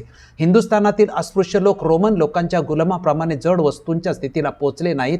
या दृष्टीने पाहता हिंदुस्थानातील अस्पृश्यता रोमन व ग्रीक लोकांतील गुलामगिरीपेक्षा बरी असे कोणी म्हणतील व एका दृष्टीने ते खरेही आहे. पण दुसऱ्या दृष्टीने पाहता अस्पृश्यता ही गुलामगिरीपेक्षा अत्यंत वाईट अशी स्थिती आहे. गुलाम लोक गुलामगिरीतून मुक्त होऊन स्वतंत्र प्रजाजनांच्या स्थितीला जाऊन पोहोचल्याची साक्ष सारा रोमचा इतिहास देत आहे. पण हिंदुस्थानात देशाच्या इतिहासात अस्पृश्यांच्या स्पृश्य झाल्याचा एकही दाखला देता येत नाही. रोमन लोकातील गुलामगिरी ही कालिक स्थिती असे व त्यातून सुटका होण्यास अनेक मार्ग मोकळे असत. त्याच्या उलट अस्पृश्यता ही त्रिकालाबाधित अशी स्थिती आहे व त्यापासून सुटका होण्यास कोणताच मार्ग नाही. जन्मता जो अस्पृश्य तो मरेपर्यंत अस्पृश्य असा करडा होण्यास कोणताच मार्ग नाही. जन्मता जो अस्पृश्य तो मरेपर्यंत अस्पृश्य असा करडा नियम असल्यामुळे शतकेच्या शतके लोटली तरी पण अस्पृश्य समाज अस्पृश्यच राहिला आहे. याशिवाय इतर बाबतीत ही हिंदुस्थानातील अस्पृश्यता रोमन लोकांतील गुलामगिरीपेक्षा वाईट असेच म्हणावे लागते. रोममधील गुलामीच्या उन्नतीच्या आड जितकी त्यांची गुलामगिरी येत असे त्याच्या अनेक पटीने आमच्या आड आमची अस्पृश्यता येत असे म्हणण्यास मुळीच हरकत नाही. हे घाणेरडे धंदे गुरे फोडतात, मोऱ्या नाले उपासतात, गलिच्छ वस्त्र वापरतात, भक्ष खातात, नाना प्रकारच्या बिभत्स प्रकाराच्या देवतांची पूजा करतात. अशा प्रकारचे एक नव्हे दोन नव्हे तर 9 लक्ष आरोप आपल्यावरती करण्यात येतात. आरोप करणे अगदी सोपे आहे, पण त्या आरोपाला जबाबदार कोण आहे याचा आरोप करणारे तितका विचार कधीच करत नाहीत. अस्पृश्यतेचा कलंक कायमस्वरूपी धुवून काढण्यासाठी मार्ग कोणता याचा अस्पृश्य समाज सतत विचार करीत होता. समाजात सातत्याने विचार होत होत्या. याबाबत चर्चा होत होत्या. डॉक्टर बाबासाहेब आंबेडकरांचे विचार खंड 11 भाग 1 मध्ये दिलेले आहेत. त्यामध्ये बाबासाहेब आंबेडकर म्हणतात की हिंदू समाजातील जातीमध्ये जिव्हाळ्याचे संबंध नाहीत. त्यामुळे ज्या त्या जातीच्या बऱ्या वाईट चालीरीती त्या त्या जातीपुरत्याच मर्यादित राहतात. जसे ख्रिश्चनात धर्मांतर केले तर त्यात बदल होतो, तसा बदल हिंदू धर्मात होत नाही. ब्राह्मणांच्या चालीरीती अस्पृश्यांना स्वीकारण्याचीच परवानगी नाही. त्यामुळे प्रत्येक जातीच्या चालीरीती कायम स्वरूपाच्या आहेत. रोममधील गुलामगिरीत अशी पद्धती नव्हती. अस्पृश्यतेवरील कलंक कायमचा धुवून जाण्यासाठी मार्ग कोणता याचा अस्पृश्य समाज विचार करीत होता. अस्पृश्यतेचा कलंक कायमस्वरूपी धुवून काढण्यासाठी कोणकोणते संभाव्य मार्ग आहेत आणि त्यातील कोणता मार्ग योग्य आहे याचे सविस्तर स्पष्टीकरण बाबासाहेबांनी बार्शी येथील आपल्या भाषणात दिले आहेत. एकंदर 3 मार्ग असल्याचे बाबासाहेब स्पष्ट करतात. त्यातील पहिला मार्ग देशांतर, दुसरा मार्ग नामांतर व तिसरा मार्ग धर्मांतर. या 3ही मार्गाचे स्पष्टीकरण बाबासाहेब आंबेडकरांनी दिले आहे. त्यातील अस्पृश्यता निर्मूलनाचा 3 मार्गातील पहिला मार्ग देशांतर आहे. याबाबत बाबासाहेब आपल्या भाषणात स्पष्ट करतात की अस्पृश्यतेच्या पायी अशी वागणूक झाली असल्यामुळे हा कलंक धुवून जाईल याकडे आपल्यातील सर्व लोकांचे लक्ष लागून गेले आहे. यासाठी अनेक प्रकारचे उपाय सुचवलेले दिसतात. काही लोकांचे असे म्हणणे आहे की अस्पृश्य लोकांनी देशांतर करावे. असे ऐकिवात आहे की ज्या दिवशी निराश्रित सहाय्यकारी मंडळाची स्थापना झाली त्या दिवशी एका वरिष्ठ वर्गातील ग्रस्तांनी अशी सूचना केली की हे अस्पृश्य लोक ही आपली पीडा दुसऱ्या कोण्या देशाला घेऊन का जात नाहीत. अशा प्रकारचे तिरस्कारयुक्त उपदेश करणारे ग्रस्त वरच्या वर्गात आज फारसे नाहीत ही समाधानाची गोष्ट आहे. परंतु केवळ आपल्या लोकांच्या हिताच्या दृष्टीने जर आपण पाहिले तर या देशांतराच्या सूचनेत पुष्कळ हित साठवलेले आहे असे म्हणण्यात हरकत नाही. चतकोर भाकरीच्या तुकड्यासाठी गावातील साऱ्या लहान थोरांच्या लाता खाण्यापेक्षा फिजी, ईस्ट आफ्रिका, न्यूगिनी वगैरे देशात जाऊन नशीब काढणे केव्हाही हितावह होणार आहे. हिंदुस्थानातील लोकांस परदेशात गेले असता तेथील प्रजाजनाप्रमाणे समसमान हक्क प्राप्त होत नाहीत. ही मोठी दुर्दैवाची गोष्ट आहे. तरी पण माझी खात्री आहे की हिंदी म्हणून परदेशात जो त्रास होईल तो हिंदू म्हणून आपल्या देशात स्वदेशात आपल्याला जो त्रास होतो त्यापेक्षा केव्हाही जास्त होणार नाही. इतकेच नव्हे तर आपल्या देशात हिंदू धर्माच्या बंधनामुळे द्रव्यार्जनाचे मार्ग बंद आहेत. ते सर्वस्वी खुले होऊन आपल्यातील लोकांची आर्थिक स्थिती सुधारेल यात मुळीच शंका नाही. परंतु सर्वच लोकांना देशांतर करणे शक्य होणार नाही. झाले तर फार थोड्यांनाच ते शक्य होणार आहे. तेव्हा या देशात राहूनच अस्पृश्यतेचे निर्मूलन करण्याचे मार्ग शोधून काढले पाहिजे. हा मार्ग जरी प्रथमदर्शनी योग्य वाटत असला तरी त्याचे प्रात्यक्षिक करणे अवघड आहे. म्हणून हा मार्ग बाबासाहेब नाकारतात. दुसरा मार्ग नामांतराचा आहे. याबाबत डॉक्टर बाबासाहेब आंबेडकर आपल्या भाषणात म्हणतात की देशांतराशिवाय नामांतर हा एक अस्पृश्यता निवारणार्थ नवीन उपाय सांगण्यात येत आहे. अलीकडे अस्पृश्यांनी आदी हिंदू म्हणून घ्यावे असे सुचवण्यात येत आहे. या बाबतीत मतभेद व्हावयाचे कारण आपणास कोणते नाम अधिक शोभते हे आहे. हा बऱ्याच अंशी हौसेचा प्रश्न आहे. तेव्हा हा प्रश्न वादविवादाने सोडवला जाईल असे काही सर्वस्वी म्हणता येणार नाही. असे जरी आहे तरी या नावाच्या प्रश्नात काही नाही असे म्हणून चालावयाचे नाही. इतकेच नव्हे तर नावात सारे सार आहे असे म्हटल्याने मुळीच अतिशयोक्ती होत नाही असे माझे मत आहे. याला अनेक कारणे आहेत. अस्पृश्यात जातीभेद यासंबंधी जे वादविवाद होतात त्यात जातीभेद व अस्पृश्याती शाखात्मक आहे असे गृहीत धरले जाते व तदनुसार रोटीबेटी व्यवहारांची मोकळीक दिली तर ती त्यांनी अंमलात आणण्यास आपली तयारी दाखवली पाहिजे. पण वस्तुता पाहता लोक तशा प्रकारची तयारी दाखवत नाहीत हे निर्विवाद आहे. परस्परात बेटी व्यवहार करण्याचा कायदा पास होऊन आज 3 वर्ष झाली, पण त्या कायद्याचा फायदा घेतल्याचे फारसे ऐकिवात येत नाही. याचे खरे कारण माझ्या मते असे आहे की जातीभेद व अस्पृश्यता ही शाखात्मक नसून भावनात्मक आहे. म्हणून ती जर आपणास घालवावयाची असेल तर आपण शाखावर प्रहार न करता नावाचे निर्मूलन करण्याचे प्रयत्न केले पाहिजेत. ही भावना आपणास कशी नष्ट करता येईल याचा मी अनेक वार विचार केला आहे. विचारांती माझे असे ठाम मत झाले आहे की अस्पृश्यता व जातीभेद ही काय ती नावातच साठवलेली आहेत. वरिष्ठ लोक आपला तिरस्कार करतात ते केवळ आपल्या नावामुळेच. महार म्हटला की ऐकणाऱ्याच्या मनात अमुक एक प्रकारची तिरस्कारमय भावना उभी राहते. मराठा म्हटला की निराळी भावना उत्पन्न होते व तोच ब्राह्मण म्हटला की आदरात्मक भावनेने एक ऐकणारा प्रेरित होतो. ही गोष्ट कोणासच खोटी आहे म्हणून म्हणता येणार नाही. याची उदाहरणे धेड लोकांना देता येतील. गुजरात येथील धेड लोकांना अस्पृश्यता किती प्रखर रीतीने भासते हे काही सांगावयास नको. तरी पण मुंबईत ते आले म्हणजे दक्षिणी मराठ्यांच्या शेजारी राहतात इतकेच नव्हे तर त्याचा रोटी व्यवहार झालेला मी पाहिला आहे. उलट पक्षी महाराष्ट्रातील कोणताही अस्पृश्य गुजरातेत जर गेला तर दक्षिणी म्हणून ब्राह्मणांच्या खानावळी त्याला राहता येते. ही गोष्ट सर्वश्रुत आहे. हल्ली 2-3 वर्षात सगळी मद्रास मुंबईस पोट भरण्यास उतरली आहे आणि त्यात मद्रास येथील बरेच अस्पृश्य लोकही आहेत. पण हे मद्रास येथील अस्पृश्य मुंबईच्या हिंदूच्या विश्रांतीगृहात खुशाल खातात पितात. त्यांचा कोणत्याच प्रकारे निषेध नाही. एका भागातील अस्पृश्य दुसऱ्या भागात गेला तर तो स्पृश्य होतो. पण या विलक्षण प्रकारचे कारण शोधून काढले असता असे दिसून येईल की अस्पृश्यतेच्या खुणा व मुद्रा सर्व भागात एकच नाहीत. एका भागाच्या खुणा दुसऱ्या भागाला अवगत नाहीत. एका प्रांतातील अस्पृश्य दुसऱ्या प्रांतात खुणेच्या अभावी स्पर्श केला जातो. म्हणून माणूस म्हणून किंवा जात म्हणून जात अस्पृश्य नाही. माणूस म्हणून माणूस किंवा जात म्हणून जात अस्पृश्य नाही. अमुक एक नाव धारण करणारे लोक अस्पृश्य गणले जातात. ते नाव ज्यांना नसेल ते अस्पृश्य गणले जातील हा समाजाचा ठोकताळा बांधला गेला आहे. नाहीतर अस्पृश्य माणसांच्या रचनेत त्वचेत रूपरंगात स्पृश्य वंशापेक्षा काही निराळे आहे असे नाही की लगेच पाहिल्याबरोबर ज्या प्रकारे सिद्धी लोकास युरोपियनापासून किंवा दोघांसही चीनी जपानीपासून अलग करता येते त्याप्रमाणे अस्पृश्यांना स्पृश्यापासून निराळे करता येईल. नावाशिवाय अस्पृश्य ओळखण्याची दुसरी खूण मुद्रा काही नाही. म्हणून माझ्या मते नामांतर करणे इष्ट आहे. येतवर जे नामांतर करा म्हणतात त्यांचे व माझे एकमत आहे. परंतु मुंबई इलाक्यातील अस्पृश्य वर्गाने आदी हिंदू म्हणून घ्यावे यात काय हाशील आहे ते मला समजत नाही. याने अस्पृश्य वर्गात समावेश होणाऱ्या सर्व जातींचे एकीकरण व्हावे असा जर उद्देश असेल तर बहिष्कृत हे नाव काय वाईट आहे. यासारखे दुसरे अर्थपूर्ण व टोपण नाव देता येईल की नाही याची मला शंका वाटते. आदी या नावाने अस्पृश्यता जाईल असा जर या नव्या धोरणांचा हेतू असेल तर तो केवळ भ्रम आहे. महार लोक केव्हा केव्हा लाजेमुळे कोणी कोणी विचारले असता मी चोखा म्हणून सांगतात. तसेच चांभार मी रोहिदास असे म्हणतो. पण एका नावाने ते जितके अस्पृश्य तितकेच दुसऱ्या नावाने ते अस्पृश्य आहेत. मद्रासेत अस्पृश्य वर्ग आदी द्रविड बनवून घेतात परंतु तेने करून त्यांची अस्पृश्यता गेल्याची साक्ष कोणीही देत नाही. अस्पृश्यता व जातीभेद ही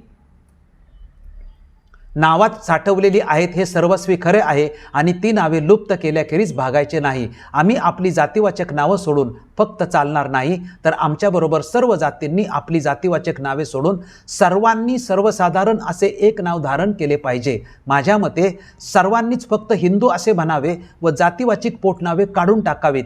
कोणी स्वतःस ब्राह्मण मराठा चांभार मांग महार इत्यादी न म्हणता फक्त हिंदू असे म्हणावे. तेणेकरून समाजात समता उत्पन्न होऊन एकी होईल. हिंदू म्हटल्याने कोणास कोणाचा तिरस्कार वाटणार नाही. कोणी कोणास हीन लेखणार नाही व कोणी कोणास श्रेष्ठ मानणार नाही. शिवाय व्यक्तिंची परस्परातील सहानुभूती जातीवाचक न राहून आज समाजात अन्याय, बेदिली नष्ट होऊन बिमोड होईल. आज मराठा असला तरच इतर मराठा त्याला आपली सहानुभूती दर्शवतो. तसेच ब्राह्मणाशिवाय सहानुभूती दाखवण्यास तयार होत नाही. परंतु जेथे सर्वच हिंदू तेथे सहानुभूतीच्या आड काहीच नाही. मुसलमान समाजात आज जी एकी आहे तिचे जरी कारण काय, हेच त्यांच्यात मुसलमान म्हटला की झाले, तो आपला झाला. तसे हिंदूमध्ये व्हावयास त्यांना सर्वसाधारण असे नाव पाहिजे व ते हिंदू असावे असे माझे मत आहे. ही स्थित्यंतरे घडून येतील तो सुदीन, पण ही घडवून आणण्यास काय करावे हा मोठा महत्त्वाचा प्रश्न आहे. हा मार्ग जरी योग्य असला तरी तो प्रत्यक्षात येणे हे अस्पृश्यांच्या हातात नाही. समस्त हिंदू वर्गांनी जर असा सकारात्मक विचार केला तरच ते शक्य होणार होते. जातीव्यवस्था व अस्पृश्यता ही हिंदू धर्माने निर्माण केली असेल तर मग हा उपाय प्रस्थापित हिंदू करणारच नाहीत. त्यामुळे हा मार्ग प्रत्यक्षात येणं शक्यच नसल्यामुळे बाबासाहेब याही मार्गाला नाकारतात. अस्पृश्यता निर्मूलनाचा तिसरा मार्ग धर्मांतराचा आहे. याचे स्पष्टीकरण बार्शीच्या भाषणात करताना बाबासाहेब म्हणतात की तशा प्रकारचा तिसरा मार्ग म्हणजे धर्मांतर. कोणत्याही धर्माकडे आपण जसे तात्विक तसे व्यावहारिकदृष्ट्याही पाहिले पाहिजे. तात्विकदृष्ट्या हिंदू धर्म कोणत्याही धर्मास हार जाणार नाही असे माझे मत आहे. नव्हे कोणत्याही धर्माहून तो श्रेष्ठच गणला जाईल. या हिंदू धर्मात सर्वाभूती एक आत्मा असे मूलतत्व आहे. या उदात्त तत्वाप्रमाणे जर समाज घटना झाली असती तर ज्याप्रमाणे दिवा घरच्यावर तेवढा उजेड करावा व परक्यावर अंधार पडावा असे करीत नाही, किंवा ज्याप्रमाणे वृक्ष जो त्याचा उच्छेद करतो अथवा जो त्यास पाणी घालतो या उभयतास सारखी सावली देतो, किंवा पाणी ज्याप्रमाणे गायीची तृषा हेरून वाघाला विष होऊन मारून टाकीत नाही, तशी हिंदूंची समबुद्धी असती तर. परंतु हिंदू समाजाचे व्यावहारिक स्वरूप किती किळसवाने झाले आहे. आचाराला व विचाराला कुठे मेळ आहे काय? जे लोक सर्वाभूती एक आत्मा आहे असे कंठशोध करून सांगतात त्याच लोकांनी मनुष्यासारख्या मनुष्याला अपवित्र व अस्पृश्य लेखावे हे नवल नाही का? पण याहूनही चीड येण्यासारखी जी दुसरी गोष्ट आहे ती ही की जे लोक हिंदू धर्मावरती श्रद्धा ठेवत नाहीत त्यांना मात्र आमचे वरिष्ठ हिंदू समदृष्टीने लेखतात. ख्रिश्चन लोक अपवित्रही नाहीत व अस्पृश्यही नाहीत. वरिष्ठ हिंदूंना त्यांच्या स्पर्शाने विटाळ होत नाही व त्यांच्या हाताखाली राबण्यात कमीपणा वाटत नाही. तसेच एका दृष्टीने मुसलमान लोक हिंदूतील कोणत्याही अतिनीच वर्गापेक्षा विशेष अस्पृश्य व अपवित्र आहेत असे म्हणणे भाग आहे. कारण कोणताही हिंदू गोवध करून त्या मांसावर उपजीविका करीत नाही. मुसलमान व ख्रिश्चन लोकांस तसे करण्यास मात्र प्रत्यवाय नसून महार, मांग, चांबार, धेड वगैरे हिंदूपेक्षा त्यांना पवित्र व स्पृश्य मानण्यात येते. त्यांचा व वरिष्ठ हिंदूंचा हर एक प्रकारचा बाह्य व्यवहार घडतो व त्यांची मुले एका शाळेत व एका वर्गात शिकतात. ते एका रस्त्याने जातात, एका विहिरीवर पाणी भरतात व इतर बाबतीतही समान वृत्तीने वागतात. परंतु ज्या आम्हास वैदिक धर्म शिरसावंद्य आमचा विचार आचार हिंदू त्यांचा ते तिरस्कार करतात. इतकेच नव्हे तर ते आम्हाला जनावरापेक्षाही कमी लेखतात. ज्या धर्माची तत्व इतकी उच्च पण त्याचा व्यवहार इतका नीच, त्या धर्मात राहून आमची उन्नती होईल की नाही असा प्रश्न साहजिकच उद्भवतो. परंतु आपल्या लोकांनी धर्मांतर करावे की नाही या प्रश्नाचे उत्तर देणे कठीण आहे. धर्म हा मनुष्यास आवश्यक आहे की नाही या वादग्रस्त प्रश्नात जाण्याची माझी इच्छा नाही. एवढे मात्र खरे काही लोकांना, पण विशेषतः हिंदू लोकांना जर प्राणाहून काही प्रिय असेल तर तो धर्मच आहे. पण ज्या धर्मात माणसाला माणुसकी नाही तो धर्म काय कामाचा? जो धर्म त्यांच्या अनुयायांना ऐहिक व पारलौकिक सुखाची द्वारे मोकळी करण्याऐवजी ती बंद करूनच त्यांना अधोगतीत कितपत पडावयास लावतो त्या धर्माला चिकटून राहण्यात काय अर्थ आहे? उलट धर्मांतर केल्याबरोबर जर तेच लोक आपली माणसात मोजदाद करून आपल्याला समानतेने वागवतात तर धर्मांतर का करू नये हे मला कळत नाही. आज वेकम येथील सत्याग्रहाचीच गोष्ट घ्या. ज्या रस्त्यावरून अस्पृश्य वर्गात जाण्याची मनाई आहे त्या रस्त्यावरून ख्रिश्चन, मुसलमान व इतर अहिंदू जातीत जाण्यास मोकळीक आहे. या पक्षपाताचे कारण विचारले असता दडदडीस असे सांगण्यात येते की अस्पृश्य हे हिंदू आहेत म्हणूनच त्यास या रस्त्यावरून जाण्याची मनाई आहे. असा जर हिंदूंचा नियम आहे तर आपण आज धर्मत्याग व धर्मांतर करून आपली सुटका का करून घेऊ नये? माझी खात्री आहे की जर आपण आज धर्मत्याग केला आणि केलाच आहे तर त्याऐवजी माझ्या मते मोहम्मदी धर्म स्वीकारणे बरे. जे हिंदू लोक आपला तिरस्कार करतात तेच आपल्याला मान देतील. आज आपण आहोत तसे बहिष्कृत असण्याऐवजी एका मोठ्या समाजाचे अंग होऊन काळ न लावता आपण उन्नती करून घेऊ. बाबासाहेब देशांतर नामांतरापेक्षा धर्मांतराचा मार्ग योग्य मानतात, कारण या मार्गाचे प्रात्यक्षिक करणे शक्य व सोपे आहे. हा मार्ग सर्वस्वी अस्पृश्यांच्या हातात आहे. अस्पृश्यांनी ठरवले धर्मांतर करायचे तर त्यांना कोणीही अडवू शकत नाही. ज्या दिवशी धर्मांतर होईल त्या दिवसापासून हेच सवर्ण हिंदू अस्पृश्यांना माणूस म्हणून वागणूक देतील. त्यामुळे धर्मांतराचा ताबडतोब होता क्षणीच परिणाम घडून येतो किंवा परिणामांची लगेचच प्रचिती येते, म्हणून हाच मार्ग बाबासाहेब अंतिम करतात. मे 1924 मुंबई प्रांतिक बहिष्कृत परिषद, बार्शी जिल्हा सोलापूर येथे भरलेल्या मुंबई प्रांतिक बहिष्कृत परिषद मे 1924 बॅरिस्टर आंबेडकर सामाजिक व राजकीय जीवनात अस्पृश्यांनी जे ठरवतील ते 100% करण्यासाठी सज्ज झाले पाहिजे. या बाबतीत आपल्या भाषणात विश्वासपूर्वक व ठामपणे भूमिका मांडतात की आपला समाज अशा रीतीने सज्ज झाला पाहिजे जशा प्रकारची सामाजिक किंवा राजकीय स्थिती आपल्याला हवी असेल तशा प्रकारची स्थिती आपल्याला प्राप्त करून घेण्यात फार वेळ लागणार नाही. हे मत कदाचित आपल्याला पोरकट असे वाटेल, पण मला वाटते त्याला बराच आधार आहे. अस्पृश्यांच्या परिस्थितीत हवा तसा बदल घडवून आणण्याबाबत जो आधार आहे त्याबाबत बाबासाहेब म्हणतात की हल्लीचा काळ हा या देशाच्या दृष्टीने मोठा आणीबाणीचा आहे. स्वराज्याचा पाया जेव्हा 1917 साली घालण्यास सुरुवात झाली तेव्हापासून या देशात 3 कंपू झाले आहेत: युरोपियन लोकांचा, मुसलमान लोकांचा व हिंदू लोकांचा. 1917 सालापूर्वी मुसलमानाशी हिंदूंचा राजकीय बाबतीत 36चा आकडा असे, आता तो 63चा होऊन दोघांमध्ये भयंकर प्रकारचे सख्य दोघांनी एकवट होऊन स्वराज्याचा पहिला हप्ता इंग्रजापासून घेतला आहे. पण वाटणीच्या वेळी सख्या भावामध्ये देखील तेढ निर्माण झाली आहे. स्वराज्य जर मागितले तर त्यातील मोठा वाटा कोणास जाणार हा एक लढ्याचा प्रश्न होऊन पडला आहे. या प्रश्नांचे उत्तर हेच की ज्यांची लोकसंख्या जास्त त्या स्वराज्याचा भागही जास्त मिळणार. मुसलमानांना आपली लोकसंख्या जास्त असावी असे वाटणे साहजिक आहे, त्याप्रमाणेच हिंदूंना ती कमी न व्हावी असे वाटणे साहजिक आहे. त्याचप्रमाणे हिंदूंना ती कमी न व्हावी असे वाटणेही साहजिकच आहे. उभय पक्षाचा आपल्यावर कटाक्ष आहे. आपल्याशिवाय मुसलमानांना जय नाही, आपल्याशिवाय हिंदूंना गती नाही. आज आम्ही हिंदूंचे राहिलो तरच आर्य धर्माची संस्कृती या देशात निपजणार आहे. उलट आज जर आम्ही हिंदूंचे मुसलमान झालो तर या देशात यवनी संस्कृतीचे प्राबल्य होणार आहे. हे आज हिंदू आणि मुसलमान या दोघांच्याही ध्यानी आले आहे. तसे जर नसते तर वैकोम येथे ब्राह्मण वर्ग अस्पृश्य वर्गासाठी सत्याग्रह करण्यास तयार झाला नसता, अथवा मुसलमान लोक कोटी रुपये खर्च करून आपल्याला त्यांच्या धर्माची दीक्षा देण्यास उत्सुक झाले नसते. आज जरी सर्वात खालचे आहोत तरी या हिंदू मुसलमानांच्या संस्कृतीच्या संग्रामात आपली कुमक आपल्या संख्येच्या मानाने फार महत्त्वाची आहे व आपण आपल्या संघशक्ती उत्पन्न केली तर आपण जे मागू ते आपल्याला मिळेल. माझी खात्री आहे की या संग्रामात हिंदू लोक आज 20व्या शतकात अस्पृश्यता काढा असे म्हटले असता धूळ खात पडलेल्या पुराणास विचारतो असे म्हणतात. तेच लोक ती पुराणे जाळून टाकण्यासाठी एकवट करून घेतील. वेळच तशी आली आहे, त्याला नाईलाज आहे. अस्पृश्यांची लोकसंख्या हे अस्पृश्यांचे मोठे शस्त्र आहे. या शस्त्राच्या आधारे बाबासाहेब अस्पृश्यतेच्या उद्धार करण्याचे जाहीर करतात.